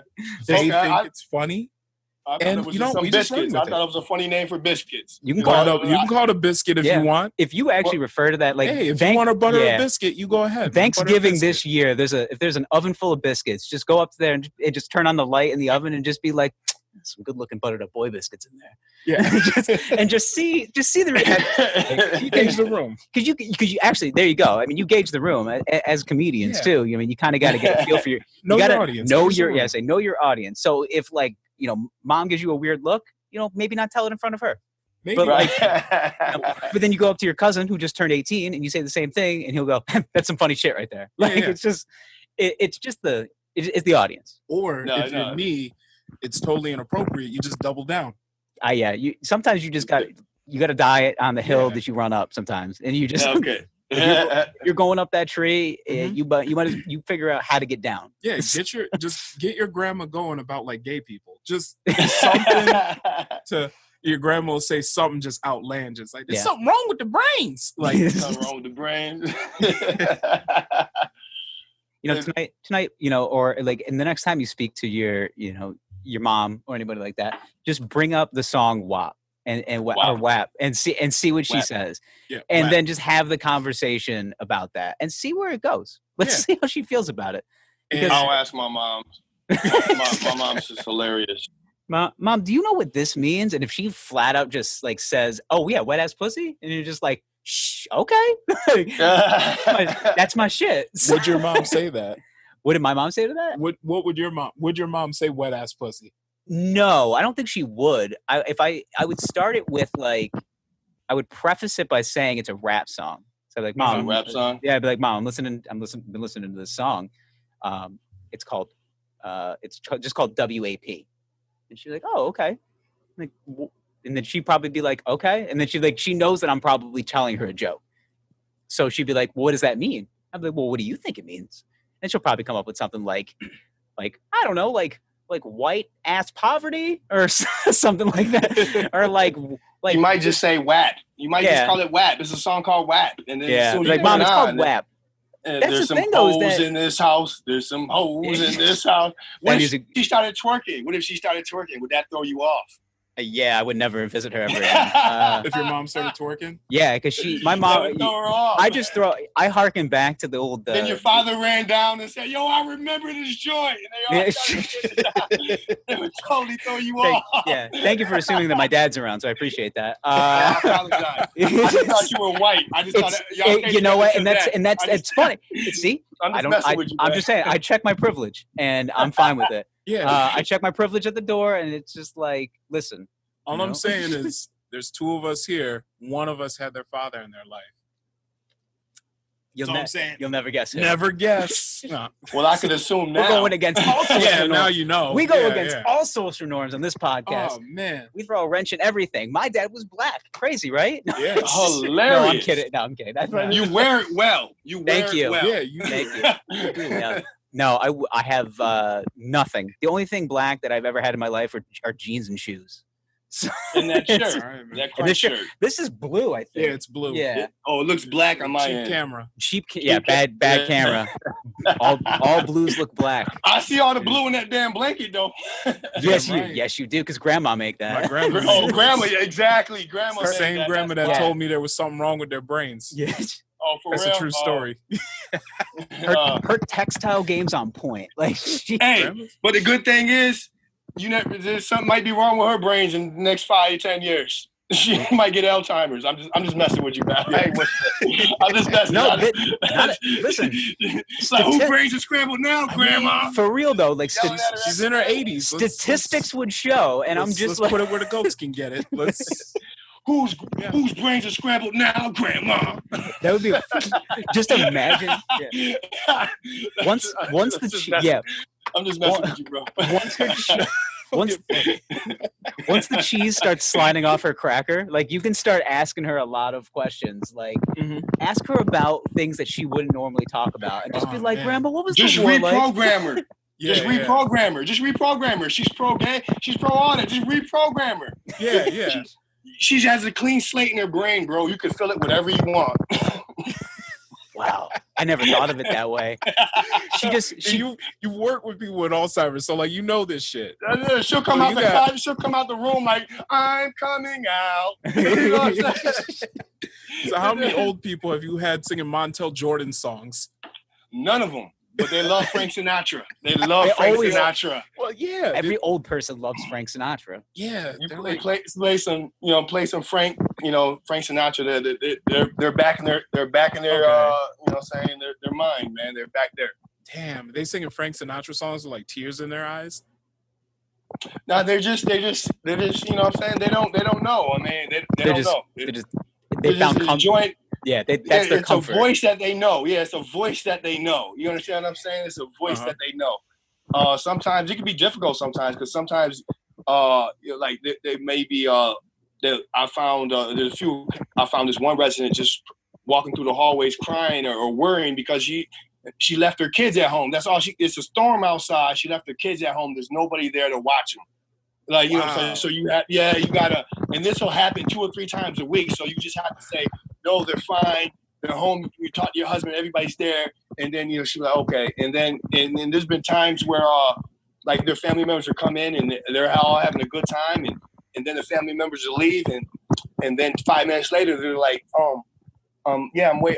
They didn't come see me today or something. So, I mean, but it's crazy because I never worked around that. I never worked in that type of field. So we all know what Alzheimer's was, but to see it and experience it with people like I was saying before, like, the residents were cool. They're some of the nicest people. Like, you can't hold it. Like, even though the 1 minute you're all lovey-dovey and y'all could be, they could hate you for whatever reason the next, and then the next. So you don't never take nothing personal when you're working with them because they're all, they're all good people. And at the end of the day, we all see ourselves because we're all going to get old. You understand what I'm saying? Right. God willing, like we're all going to get old. So it's like you're dealing with somebody's grandmother, mom, you know what I'm saying? Somebody, so, you're just like, oh man, like I don't want that for me because I've seen it close up and it's crazy. But at the end of the day, like we're all going to reach there, God willing. Yeah. Mm-hmm. I'm just worried, like having to relive constantly. My kids are home alone and it's a storm outside. Like, and I have to relive that like 2-3 times every week, basically until I just fizzle out. Hey man, it's crazy. And there's one thing one story I'll tell you real quick. They might forget a lot of things, but they don't forget about how horny they get. I tell you that much. There was this woman resident that came in there. Like, I don't want to judge her, but I don't know where she was loosey goosey way back in the day or not. Probably was. Said, whatever part of her brain, that was there, that part was definitely there. Like, I don't know what left, but that part stayed. Like, she was a freak. Like, she would she would flirt with the male residents, and there was this one male resident that I guess they had a connection. Like, he must have remembered what it was like, and so whatever. And then one time, like, we caught them in the. I didn't personally catch them, but somebody was caught them in the room, and she was giving them fellatio. She was giving them head. Damn. That was awkward. Because when that happens, you have to notify their families. Yeah, so you gotta tell this woman's daughter that your fucking mother, their grandchild. Yeah, Nana. Yeah, Nana's in there, pop. Got it all in her balls. Got somebody's balls in her mouth. Yeah. Nana's just gargling balls. In the old folks' home. Nana was servicing Francis in the back room. Like, and the thing is, like, once we caught him, like, we had to do all that, and then, like, you got to separate him, right? But the thing is, the dude might have Alzheimer's, but he never forgot his balls being licked because they would always still try to slide off, and we would catch him and stop him, and he'd be mad, like, like he'd be like, you motherfuckers play hating. Like, he wouldn't say play hating, but his actions but everything he did was like, you stop cock blocking me. Like, he'd have his hands, you know how fellas be like, hey, hands on their crotch, like they about to get something. He's like, like he'd be mad and shit. Like, we couldn't allow that, but that was an experience right there. That lady she was a trip, man. She was a trip. That's hilarious. That is the conversation with their, like, that's the one thing you never want to know is like how you were conceived or like anything your parents did. Anything. It regardless. I don't want to make that phone call. I kind of do because I think it'd be funny as fuck. Like I want to be in the room, but I don't want to make the phone call. I feel like I want to start that conversation like very serious, and then start and start just throwing out a lot of like slang with it. So just be like, hello, is this Bernice's daughter? Yeah. So your mother was chopping down a cherry tree with Francis, and she was I don't know how to put this lightly, but she was you familiar with how smooth eggs are? Well, she had 2 of them in her mouth, and it's hilarious. I can imagine other story. We were me and my girlfriend were living in this apartment. It's two family house, and there was this lady that stayed below us, older lady, and I seen her one time. I seen her standing outside her door, or coming outside her door. When she was standing outside her door, she was dressed, and I was like, "What's wrong? You need a ride?" She's like, "She's late for work." So I took her to work. She said she worked up at the VA hospital over here, right? So I dropped her off at the VA hospital, and then come to find out, her family was looking for her. Like, she had Alzheimer's. She had dementia. Like, she had retired from that place 20 years ago. She still thought she had to go to work, and I didn't know, like, she had retired. I dropped this lady off and left. You're just being a good neighbor. And then come to find out, Doris done retired 20 years ago. Like, you know what I'm saying? Who fucking... Like, I could imagine none of her coworkers were there. Was like, she probably immediately went to room 5-3. Miss Johnson been left. She done been passed away. Yeah. but what's her name? Actually, Doris? No. We're just coming up with these like stereotypical old lady names. Yeah, old lady names. Bernice and Doris. Agnes retired 20 years ago. Got to protect the innocent. Exactly. But yeah, that was just one of those things where I felt bad, but I didn't know. Like, I didn't know. I just, I didn't want it. Was it ageism? I wasn't gonna be like, Doris, you too old to go to work. Sit back in there and collect your Social Security. I didn't say that to her. I thought she was an able-bodied woman that was had a part-time job at the hospital. Yeah, you were just being a good neighbor. Felt good about yourself. Good about myself, and then I ended up almost. Good. She got lost. Doris almost got lost because of me. Damn, they found Doris walking across 690. No, but she did get in her car. That's how they found out. That's how they had to take her keys, because she had went driving, but she stopped. Like, I think she had stopped somewhere in the middle of something. It was something that she was in her car, and that's when it really came out then. But I mean, that was close to home. Was you there? That was close. Nah, I know the area. Yeah. We're from these streets. Yeah. These streets speak to us. We know what's up. Yeah, definitely. That's unfortunately hilarious. Like a lot is funny. That is really, I can't get the having the conversation with grandma's daughter out of my mind. You'd have thought she like quit it's gonna. Days. It's not.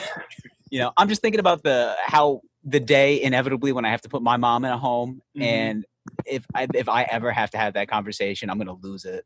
Oh, you're gonna get a phone call about your mom. Thank you so much.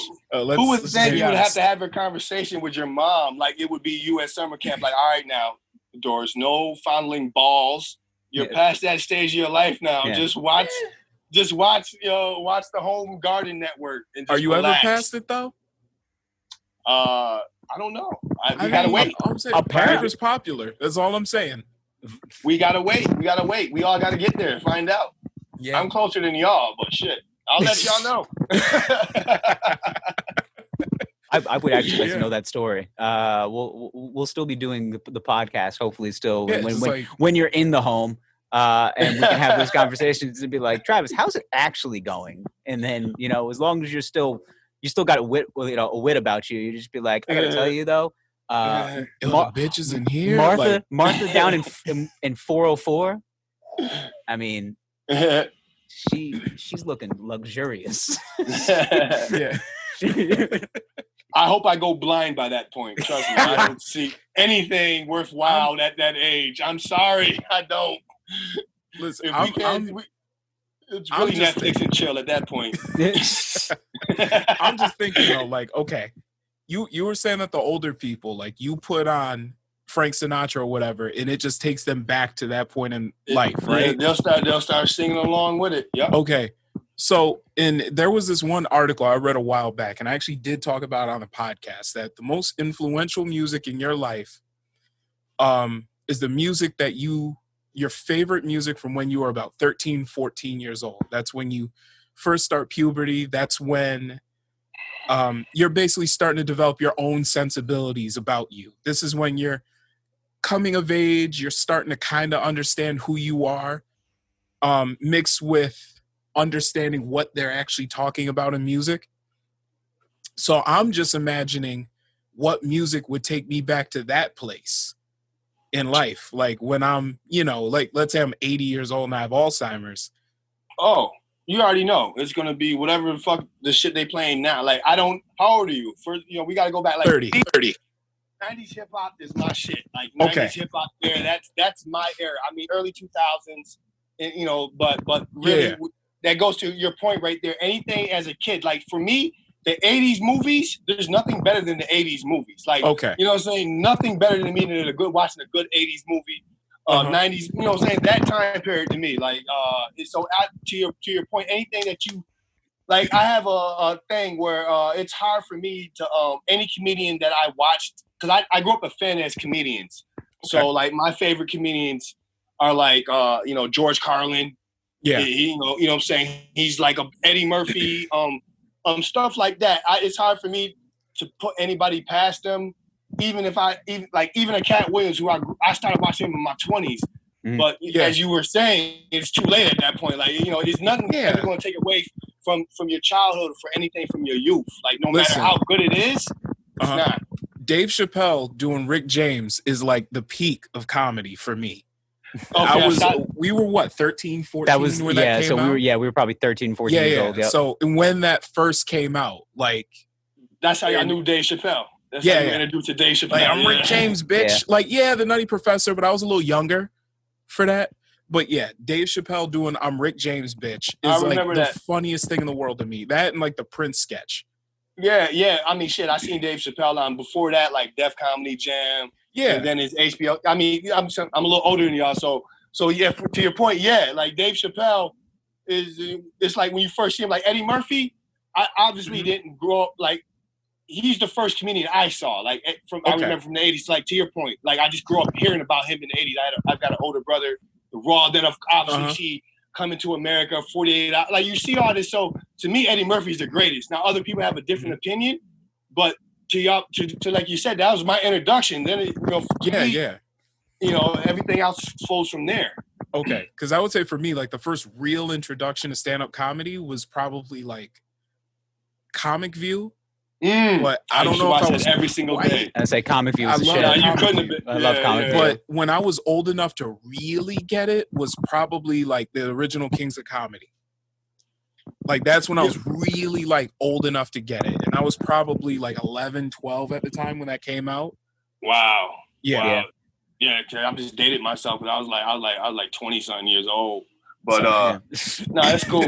No, but like you said, we didn't get to choose when we came out. No. But we're here. It's a blessing. Everybody, everybody sit there and say, "Yeah, I wish I was younger." No, everybody came out. I'm happy where I'm at in life or where I came out. But like I remember Def Jam was the shit, and then Comic View came on every day from 6 to 8 on BET, and just being a fan of comedy. And not knowing that one day I would do comedy. Like, I didn't never grow up wanting to be a comedian. That wasn't my thing. I was always a fan. I wanted to play football. And I was, sports was my thing. But to just one day actually, meet some of the comedians and work with some of the comedians and just understand it. They make it look easy, but it's not. It's a lot of work involved in 5 minutes, let alone an hour. So, it's a blessing. To that. It's weird to me to see somebody I grew up watching on TV and then be right across from them. It's just weird. I'm a fan first. Like I tell every last comedian that I see growing up on TV, I meet them, I let them know I'm a fan first, so I got to say this first, blah, blah, blah, blah, blah. Yeah. And I'm a big proponent of giving some of their flowers while they're here because I never meet this person again. So I just want to let them know, man, blah, blah, blah, man. I think you're funny, man. I remember this, and it's just an honor and a blessing, blah. Yeah. And you're doing it in the right way. I mean, you always pay your, you not only pay your dues, but you respect the craft. You understand that this person is a big reason why you're doing it. So you kiss the ring, like you really do. It's like, listen, I'm here because I loved what you did, and it was just something that resonated with me when I was young, and it just, I mean, that's how it was. I recall like my first instances of comedy was actually like Def Comedy Jam because my dad had an HBO subscription, and I used to sneak in the basement and watch the Def Jams. Oh, so yeah. you was introduced to niggas. Yep. I mean, you introduced to niggas, huh? Just a 7-8-year-old kid, just like doing. Dad, what's a nigga? Dad, what's a nigga? Just asking uncomfortable questions at a young age. Dad, why are you bumping the stool? Yeah, for real. And honestly though, I call it first thing was Bernie Mac. And it was the really, really like loud T-shirts and the I ain't scared of you motherfuckers. And I'm just like, yes, I love this guy. And then it became Martin Lawrence right after that. Yeah, the best host of Def Jam history, the #1 host Martin of Lawrence. Def Jam. He really was. Martin Lawrence murdered the best, murdered the best host during as an MC, the best ever, and it ever. Like, and it's not even close. Not even close. They've had a few hosts. Wasn't better. Steve Harvey was not better. No. Martin Lawrence was none of them. Martin Lawrence set it off because he was the MC of all time. I think just any host of any comedy show, still to this day, like he just absolutely killed it. I really feel though like Martin Lawrence is really incredibly underrated. Yeah, as a stand-up. Yeah, I think he really is. I mean, you get like Run Tell That and like all of those kind of like late. You so crazy. Those are You So Crazy was the first one. Those are so later crazy was years. The first. Yeah. When You're So Run Tell That Crazy come out? Was it 2000, 2002? I think. Yeah. You So Crazy came out first, and then I think Run Tell That came out. Yeah. And Run Tell That wasn't a bad hour. Like I liked it. It was a good hour, but watch him like early mid 90s. That's Martin Lawrence. That's Martin Lawrence. Yeah. It was mean, just, no, it's awesome, man. Like, that's the thing, man. It's like an athlete. Like, it's like they always talk about Sugar Ray Robinson, but you had to watch him when they didn't have no cameras. Like by the time they put the TV camera on, he was good, but he was old by that point. Yeah, right. Was old. But by the time he got his specials, he was a different comedian than when he was when he started out. So, especially during the hour, doing an hour and a half, doing a special like that, it's got to be like movie. It's got to be like stories. It's got to be a whole bunch of shit instead of just picking on somebody in the audience doing some, like, it's got to be a whole, like, I mean. You're not doing an hour's worth of crowd work. I know. What I think with comedians, though, is that you don't necessarily have a prime. Like, you can always get better as long as you're still mentally sharp. Like, you can constantly get better, but you gotta want it. You gotta want it, and that's what I was thinking about when Zach was sitting there saying he was in and out, and I was saying like comedy's a marathon. Like, saying it's not like athletics where you understand where your athletic power is between these ages. Like if you're not making it by this point, you got to go get a job. It's time to get out the game. So 22 to 33. Yeah, like that's your window, buddy. That's your window, buddy. So, but comedy, you could go in and go out and come back and get better and find your lane. It's it's all about getting better because nobody. There's no science to it. There's no rhyme or reason. Yeah. So everybody's going for the same thing. You just it's just a marathon. Right. I mean, you mentioned George Carlin earlier. And I mean, arguably, he was doing some of his best stuff when he was toward the end of his life. Oh man, he owned the '80s with his HBO specials. He owned the '80s, man. It was so funny, man. It was so hilarious. And even in the '80s, when I was a young kid, like 8, 9, 10 years old, I would sit there and watch these specials on HBO.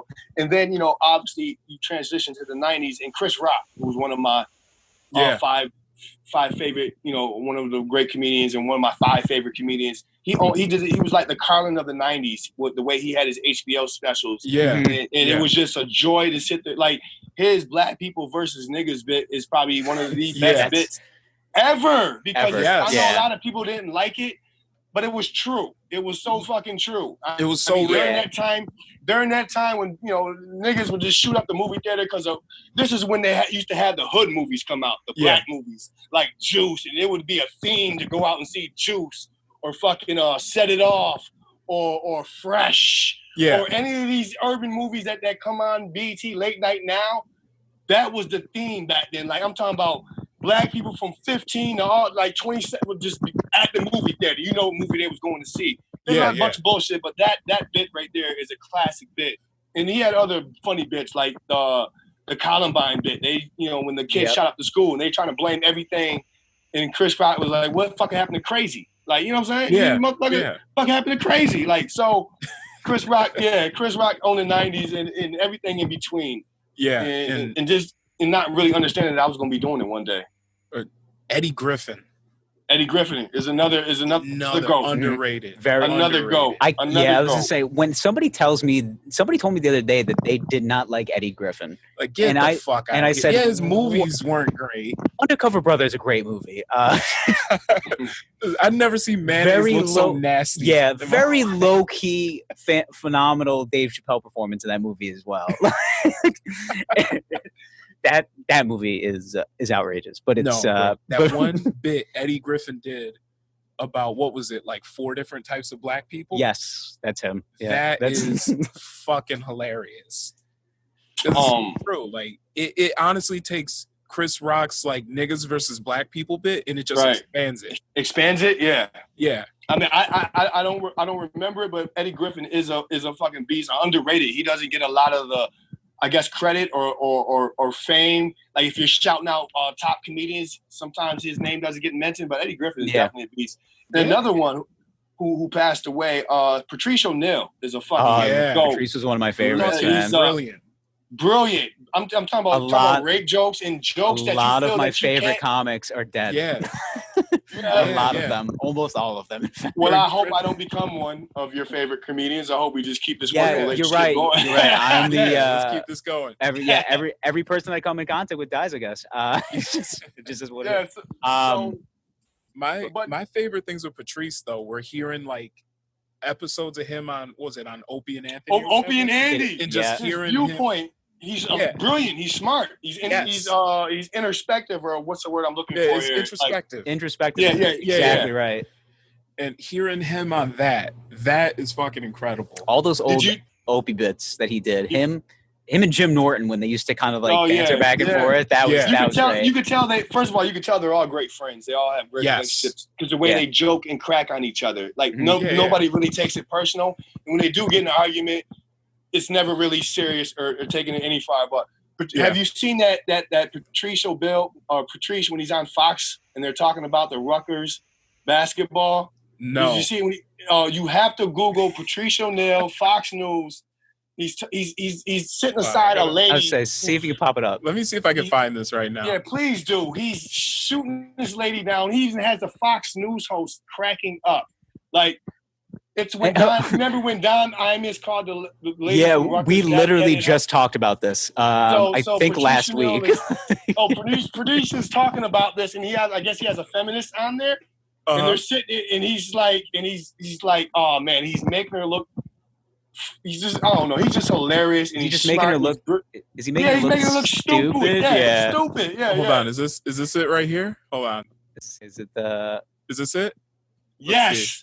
Yes, I think it's. Is he wearing the Mariners hat in this one? No, that's a Yankees hat. Is it a Yankees hat? That's a Yankees hat. Hold on. No, he did something with a Mariners hat. My internet's doing a lot right now. So, next up on the chopping block, XM satellite radio DJs Opie and Anthony. They're under fire now for airing joking comments about raping Secretary of State Condoleezza Rice.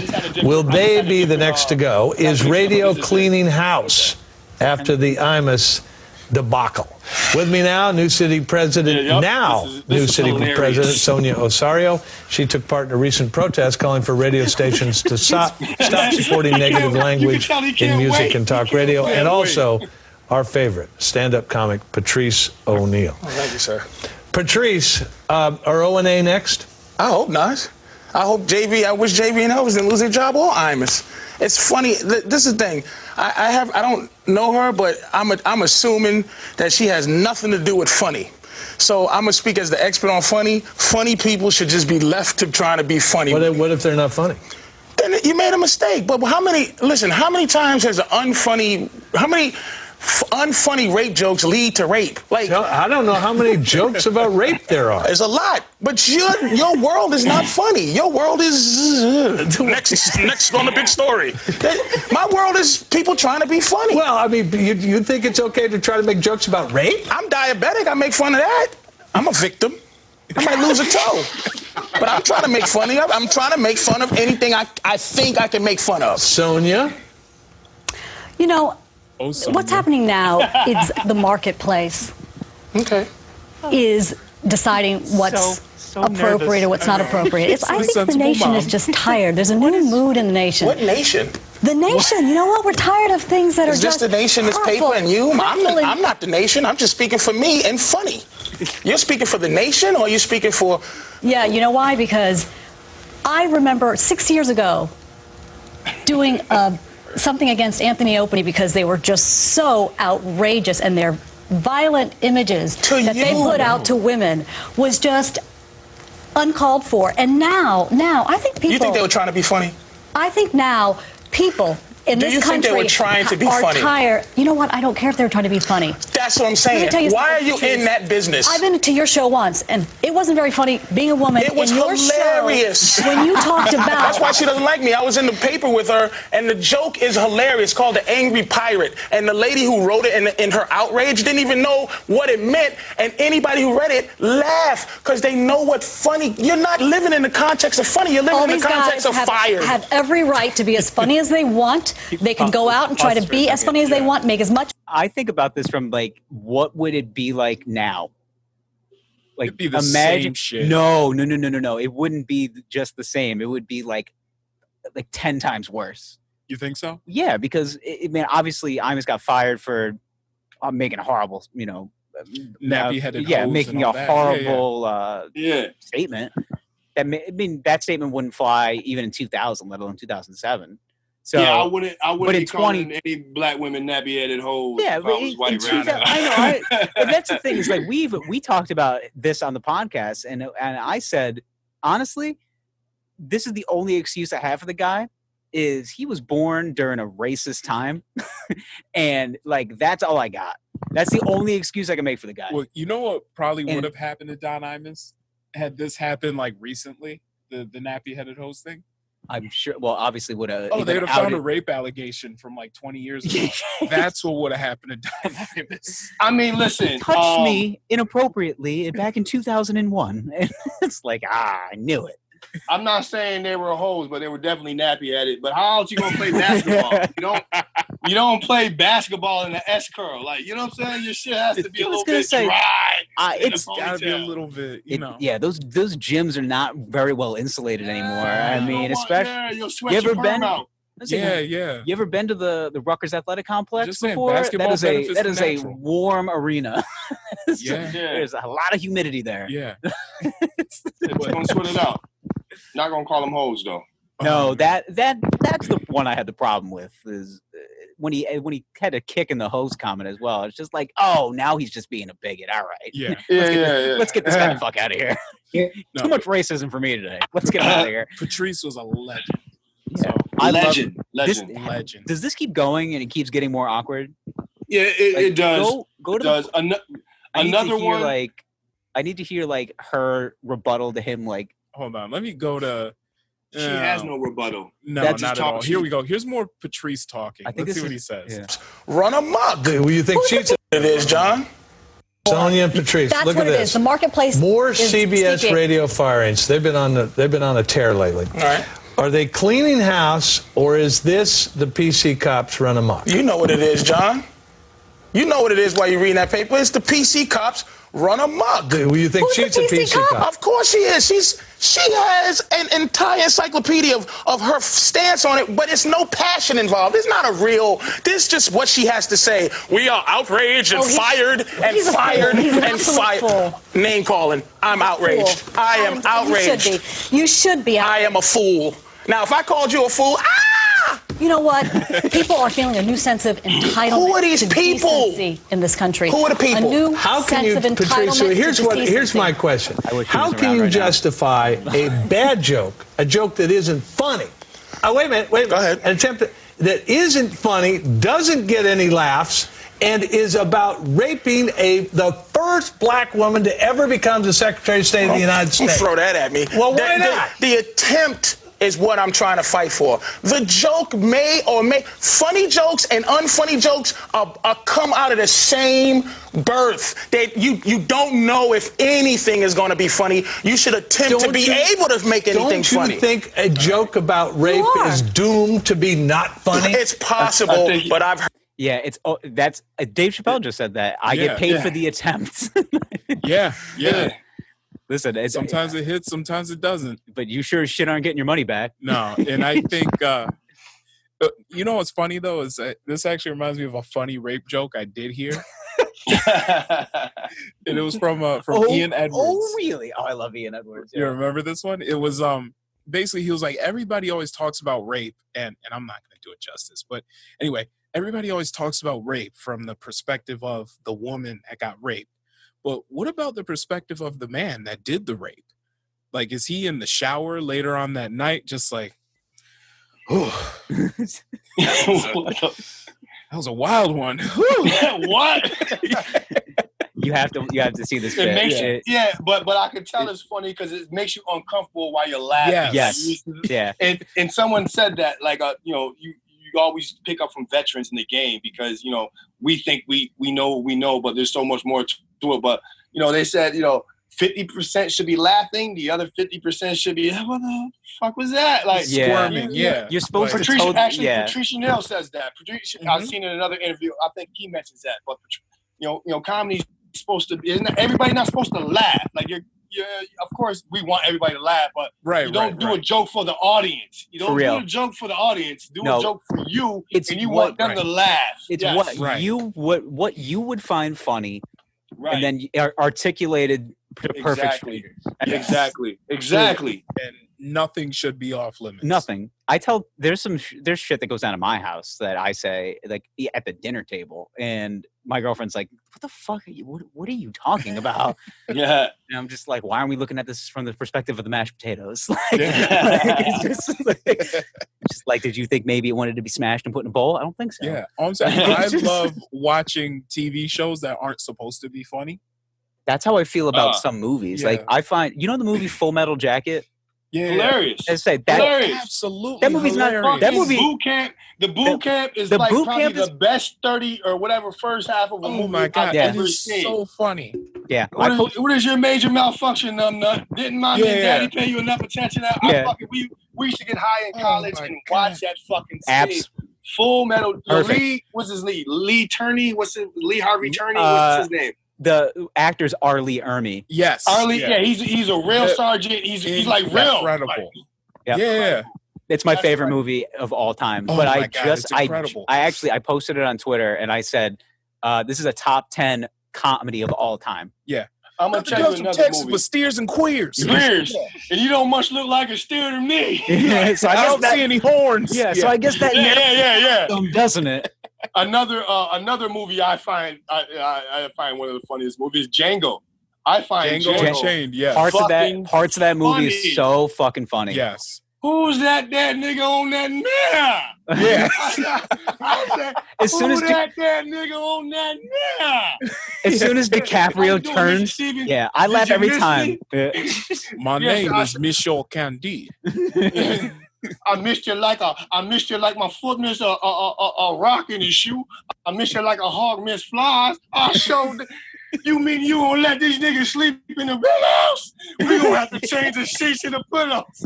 That shit had me crying. I'm like the only one in the movie theater laughing. Like that's how I was gonna say I find myself laughing at a lot of Tarantino movies because mind you he gets very loose with the N-word a lot more than probably any white director should. Maybe he does the movies just so he can say nigga. Who knows? That's what I'm saying. I think he does. Look at that scene in Pulp Fiction where he's talking about the coffee. I'm just like, he didn't have to say that. Just threw it in there. Yeah. But you would picture a guy in California hills talking like that, a white suburban guy. What are you bringing a dead nigger to my lawn for, Jules? Is this a dead nigger? Is this a dead nigger asylum, Jules? Yeah. He's talking to Samuel L. Jackson like that. Yes. Who is like the epitome of like hard-nosed black man in film. Yeah, or maybe he did use it too much in that scene, but people were mad at him for using it in Django when I thought they used it all the time in Django. You understand what I'm saying? Like, if you look at that screenplay, you can find it on the internet. Like comb through the first draft of that screenplay. The word he had to comb out. He kept Samuel Jackson's teeth white in that movie. He said that so much. He said it a lot. He did say it. He did say it a lot in that movie. He owned it, man. Mr. Stevens took over for Uncle Tom. Yeah, but the thing is, Samuel Jackson, a great actor, and he's done a few movies with Quentin Tarantino. He did. He's not. Well, yeah, you see him. The Hateful Eight. Was it Hateful Eight? He was Hateful Eight. He originally Django Unchained. Originally was Pulp Fiction. Pulp Fiction. Yeah. Was he in Jackie Brown? Yes, he was in Jackie Brown. He was in Jackie Brown, and that was a good movie too. That was a low-key good movie. Pam Grier. As I said, let's just face facts. Quentin Tarantino movies are the shit. I mean, they are. They are. I have never. None of them are bad. I think wasn't he the first director? Kill Bill Part 1. Kill Bill Part 1 was actually pretty good. It was. I like Kill Bill Part 1. Way better. You know what? I'm indifferent about Part 2. I think Part 2 was better. I didn't think Part 1 was that good. I thought Part 2 was pretty dope. Both movies were good. I think Part 1 dragged a little bit more. It was storytelling. You got to set the whole. Yeah. But I'll put it this way: you could watch all of Kill Bill Part 2 and not watch Part 1 and understand the entire story. Well, yeah, because there was flashbacks, but then they also did they threaded in a lot of the old story too. Yeah. So okay, my thing about Kill screenwriting Bill class, too. Right?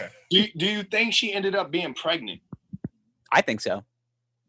Because that fucking orderly, remember the orderly was fucking bringing dudes, truckers in there to fucking bang her because she was in a coma. Yeah, remember that? Do you think she has a child? I think so. That's a cliffhanger. If she actually had the child. Yes. I feel like there's going to be some type of like spin-off movie with the kid. Do it. Where it's like some young blonde girl that's like, yeah, this is Uma Thurman's daughter. Yeah. Like, right. This is Kill William. The pussy wagon. The pussy wagon. Yeah. That was Wiggle, big toe. My name is Buck. I like the Buck. I drive a truck. Yeah. Jesus. Oh, God. Tarantino, man. I just watched Reservoir Dogs the other day for the first time in a really long time. I like the way he shoots his movies too. Out of order. Yeah, it took me a minute, but I love his movies. It took me a minute to get used to his style because you know, when you're watching Pulp Fiction, you're like, what the fuck? And then you gotta watch it 2-3 times to understand it. Yeah, all of them, but they're all good and well written and well directed. It's so art house, like it's so artsy to a fault, but it's also funny. So like you never really find movies anytime that are just like that are comedic, but also are like super artsy, and this is gonna win an award at some like indie film festival, right? And also be funny. Like you don't normally see that, and he kind of did that with Hollywood budgets, and he's just like, I got all this money to just make this as fancy as fuck, but also be like as funny as possible. And get amazing cast because he gets, these ridiculous budgets. Oh, he gets the best cast. You know what I still haven't seen is Once Upon a Time in Hollywood. I haven't seen that. I haven't seen it yet. Have you seen it yet either? No, I haven't seen it. That was the last Tarantino flick, and I need to see it. Me too. I've only heard good things. Again, of course, Tarantino movies just like it's going to be good. Yeah, it doesn't miss. Yeah, he doesn't. I don't think he ever has missed. Yeah, it's almost like it's like Martin Scorsese though, watching his dad marathons. Like, did you watch The Irishman? No, I did not watch that 4-hour movie, 3 hours. No, I did watch it. It's 8 hours long. So the director's cut is 10.5 hours. Yeah, it's mostly Joe Pesci, which is fine. Yeah, I'd rather just watch Home Alone to get Joe Pesci. The reason I didn't watch it is just because because I'm into that type of stuff, like the mob stuff. I'm big, so I just knew like there was, people was so filled with inaccuracies. Like if it was just a movie on itself, I probably would have watched it. But since they wanted to base it, because I've seen a few documentaries on the Danny Green, was it Irish? No, I've seen a few documentaries on the Hoff and all that situations, and the Duke Kerrigan. They were saying he didn't never kill them anyway, so I just didn't. I didn't feel like wasting 3 hours of my life on something I knew was fake. But if it was just a regular movie, I probably would have watched it. It's really, really good movies. It's really, really good. But from what I understand, obviously they can't prove whether or not the main character actually is a dude that killed Jimmy Hoffa. But there's some evidence there that says that, yeah, he might have did it, but then there's a lot of evidence there basically saying like, no, he didn't do it. So well, there's just other mob guys on YouTube. Like there's Michael Frances. Yeah, everybody says he didn't do it. That guy that was running the gas scam back in like the gas 90s. Scam. Yeah, that guy has a good station on YouTube. I love watching his stories and then other stuff. But Scorsese is a great. The Departed is a great fucking movie. I love. The Departed is fucking incredible. I mean, those last the last half hour, that scene when they're from the roof through the elevator with Anthony Anderson was probably the most shocking scene, like the shocking set of events I've never seen happen. Like, you understand what I'm saying? Yeah. I didn't think DiCaprio was going to get killed. Nope. Then Anthony Anderson, and it was just like, holy shit. Yeah. And the movie's like for those that years old at this point. Spoiler alert, if you haven't watched this movie, that's 15. Yeah, someone's going to call in. Someone's going to be like, what the fuck, dude? That was my next movie. Oh, man, I had it in my queue. Like, it's not on Netflix anymore, That movie's bro. 15 years old. If you haven't seen that shit yet. Right. But that was probably the most shocking, like 5 minutes of events in a movie that I can remember. Like, holy shit, I didn't see that coming. Yeah, at all. Like, I was sweaty after that. I was like, what the fuck just happened? Yeah, I think Scorsese's movie after that was probably a Wolf of Wall Street? I think it was. Yeah. I haven't seen that yet either. I haven't seen you that haven't yet either. Oh, God, you have to watch. Do yourself a favor. By the end of it, you'll be sweating. It's 3 hours long. But you don't want it to end. Yeah, it's actually a little less. I think it's 2:45. Close enough. Close enough. Yeah. It's a long. All of his movies are long as fuck. Okay, but this one in particular, it just every scene is great. Yeah, every scene is great. Just when you think he can't outdo himself, he does. Like there's just, and it's and it's a very funny movie too. Yeah, it is funny. DiCaprio, like sometimes you watch a movie based on who's like DiCaprio doesn't make WAP movies. Like when you know DiCaprio's in a movie, you know it's going to be a good movie. Like that was the movie The Revenant. The Revenant was incredible. It was a great fucking movie. Like Catch Me When You Can. Like DiCaprio doesn't make WAP movies. The Revenant, aka Bear Sex. Yeah, Bear Sex. Yeah, he got fucked by that. First of all, why? I don't understand how you play dead when someone's chewing on your that bear is fucking eating him, and he's just like, I'm gonna pretend to die, and it's like, okay. Or that part when he just curled up inside of that horse. Yeah, for real. I mean, it's take you back to Luke Skywalker. Hey, Luke Skywalker did it first. It's true. It wasn't a horse, but I don't know what an ostrich or whatever the fuck that thing was. It was a space horse. It's a space horse. A space horse. Yeah. That's a good one. Yeah. If they can have seahorses, we can have space horses. Exactly. Yeah. Well, this has been a great conversation. We really do appreciate you dropping in, giving the boys the gospel. Telling them a little bit about yourself and anything like that. Anything.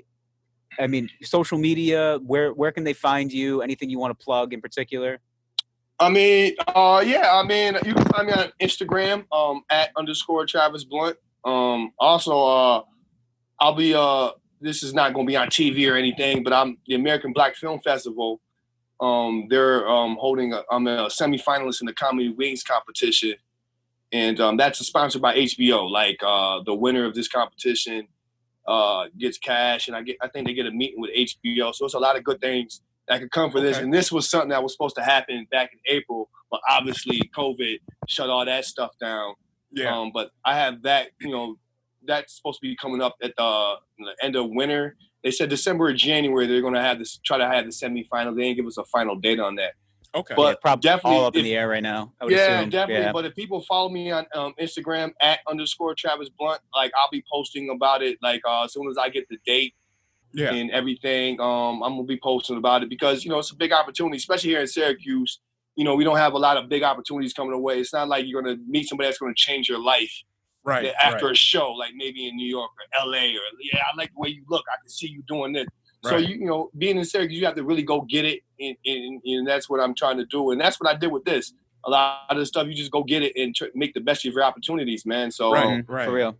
So no one's giving out those moments where it's like, meet me at my hotel at 4 a.m. I'll be wearing just a robe, nothing under it.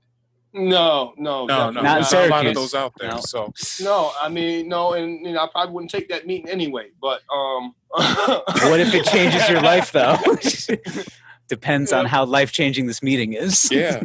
I don't need my life changed in that way. But, Oh, your life is going to be changed. Not a lot of Weinstein moments happening. Yeah, Weinstein. But no, close the door and wheel in the cart with the chicken tenders. Yeah, right. The chicken tenders, not the chicken tenders. Did Bernice bring the honey mustard? The honey mustard. And the boy biscuits, or whatever they're called. The hot butter boys. Can I please have some tendies and some hot butter boy biscuits? Yeah. Oliver Twist. Please, sir, may I have some more? Please, sir, can I have some more? Yeah. Oh, I can see you doing a wonderful English film. Do you do Epstein massages? Epstein massages. I just got that. That's hilarious. That's hilarious. That's a good one. That's a man. one. I can't finish watching that documentary. I tried to turn it on. Have you watched? It's hard. Did you try watching that Epstein documentary on Netflix? Hard, The Filthy Rich? No, I have not seen The Filthy Rich. So I think, what is it, 6 episodes? I finally powered through the 3rd one last night. And I'm just like, do I want to keep going? Like, I feel like once you hear one 14-year-old girl talk about her experiences, you don't want to keep hearing about it. I mean, the R. Kelly documentary, at least the music is good. That's the like, hilarious. That was the saving grace. The soundtrack. At least I can buy the soundtrack. That was the at least I can buy the soundtrack. You know what? That's actually a good point. Imagine have a hybrid of those two movies together, those two documentaries, and just like thread R. Kelly music into the Epstein documentary. Maybe I can get through it. Epstein documentary with surviving R. Kelly soundtrack. I powered through it. Especially when you realize how much music like R. Kelly wrote. Yeah. He wrote not just for himself. He was writing shit for Jodeci. He was writing shit for Michael Jackson. He was everybody. Mary J. Everybody of that era. Yeah, literally everybody. Yeah, so you get to hear like sexual assault cases, but the better music is like 90s R&B. You can't go wrong.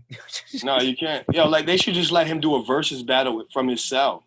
They really should. They should. And if somebody doesn't try to get in there and put a camera in his face, Netflix could do that shit. Because he doesn't really have to do anything. They just bring a little thing in and he just press play. He doesn't even have to sing. Like, just let him press play on his song. I was just saying, play his hits. Most networks are able to go into these maximum security facilities nowadays. Yeah. You know, especially Netflix is doing like one-on-one interviews with murderers. Exactly. Yeah.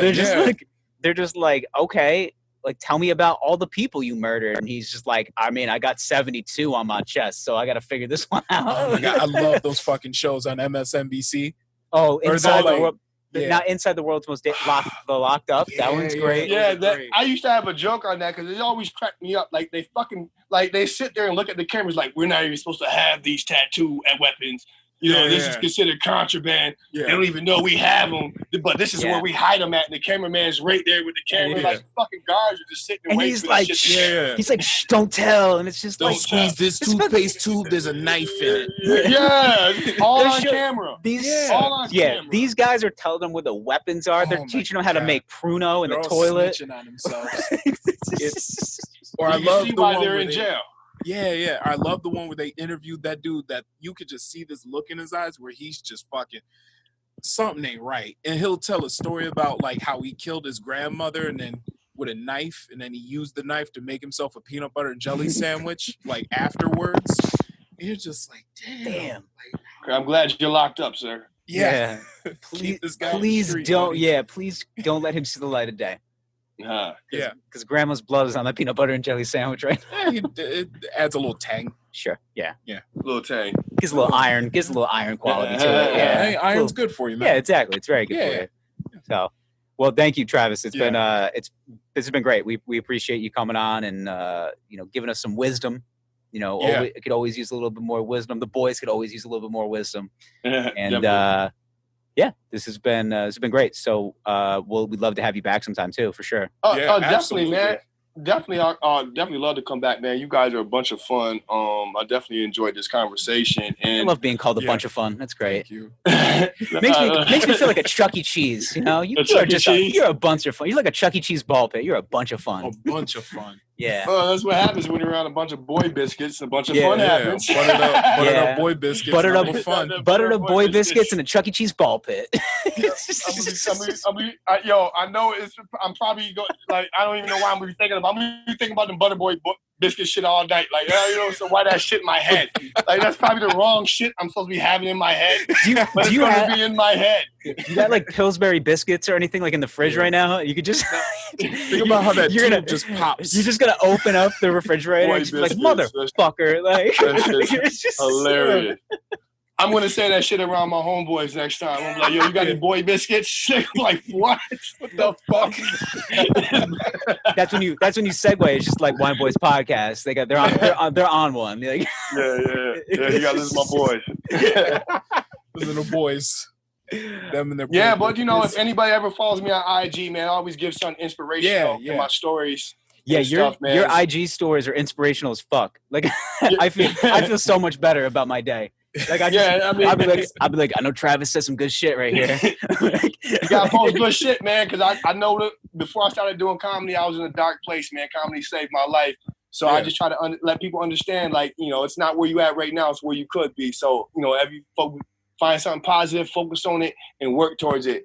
And that's pretty much, what I do in my stories. I crack my jokes in my other shit, but in my stories, I try to leave a message in my stories. Yeah. I saw one the other day. I wasn't you, but I just saw this one and I was like, I like the way it resonated because it was just nobody ever talks about the view from the bottom of the mountain. And I was like, right. Listen, I like that one a lot. We all look at the pyramids. Like, how did that shit get built? But it started with one brick. Started with one brick. You can't be that person that was talking about, I'm going to build this pyramid right here. They'd be like, what? And then have one brick and everybody's looking at you like, what? Pretty soon you're going to build that shit and they, but it starts with one brick. Everything starts with one brick. You also have to be careful with the conversation you're having with certain people because they'll start with conspiracy theories about the pyramids. That's true.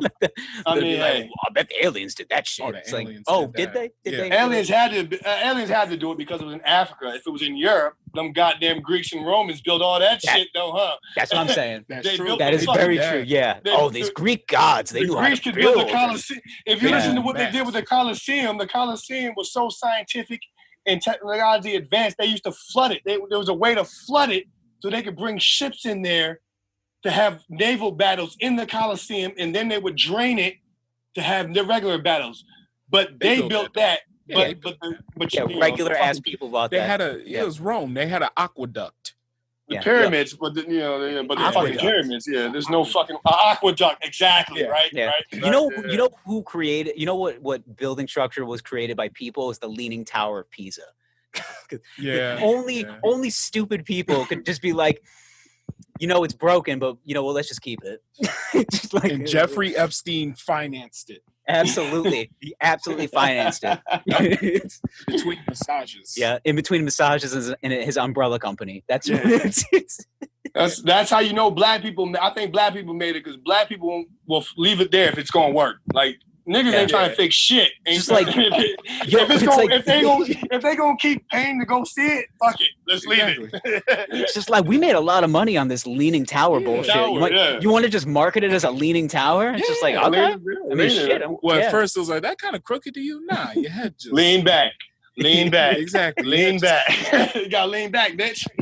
Straight. Fat Joe's favorite tower is the Leaning Tower of Pisa. And then a few years later, it keeps tilting. And they're like, you know what? It looked like a black person looking at you, waiting for you to lie. Like, go ahead.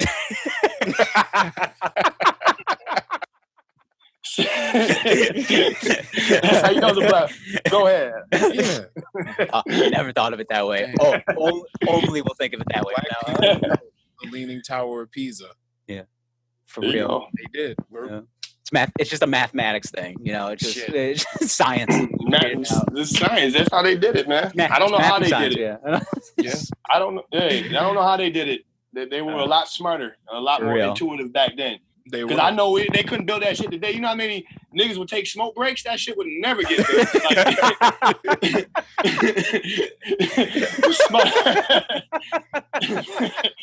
This should never get built. How many? What cigarette break is this for you? Shit. We got here at 7. It's 10:30. While they're moving the shit, I gotta take a break. Shit.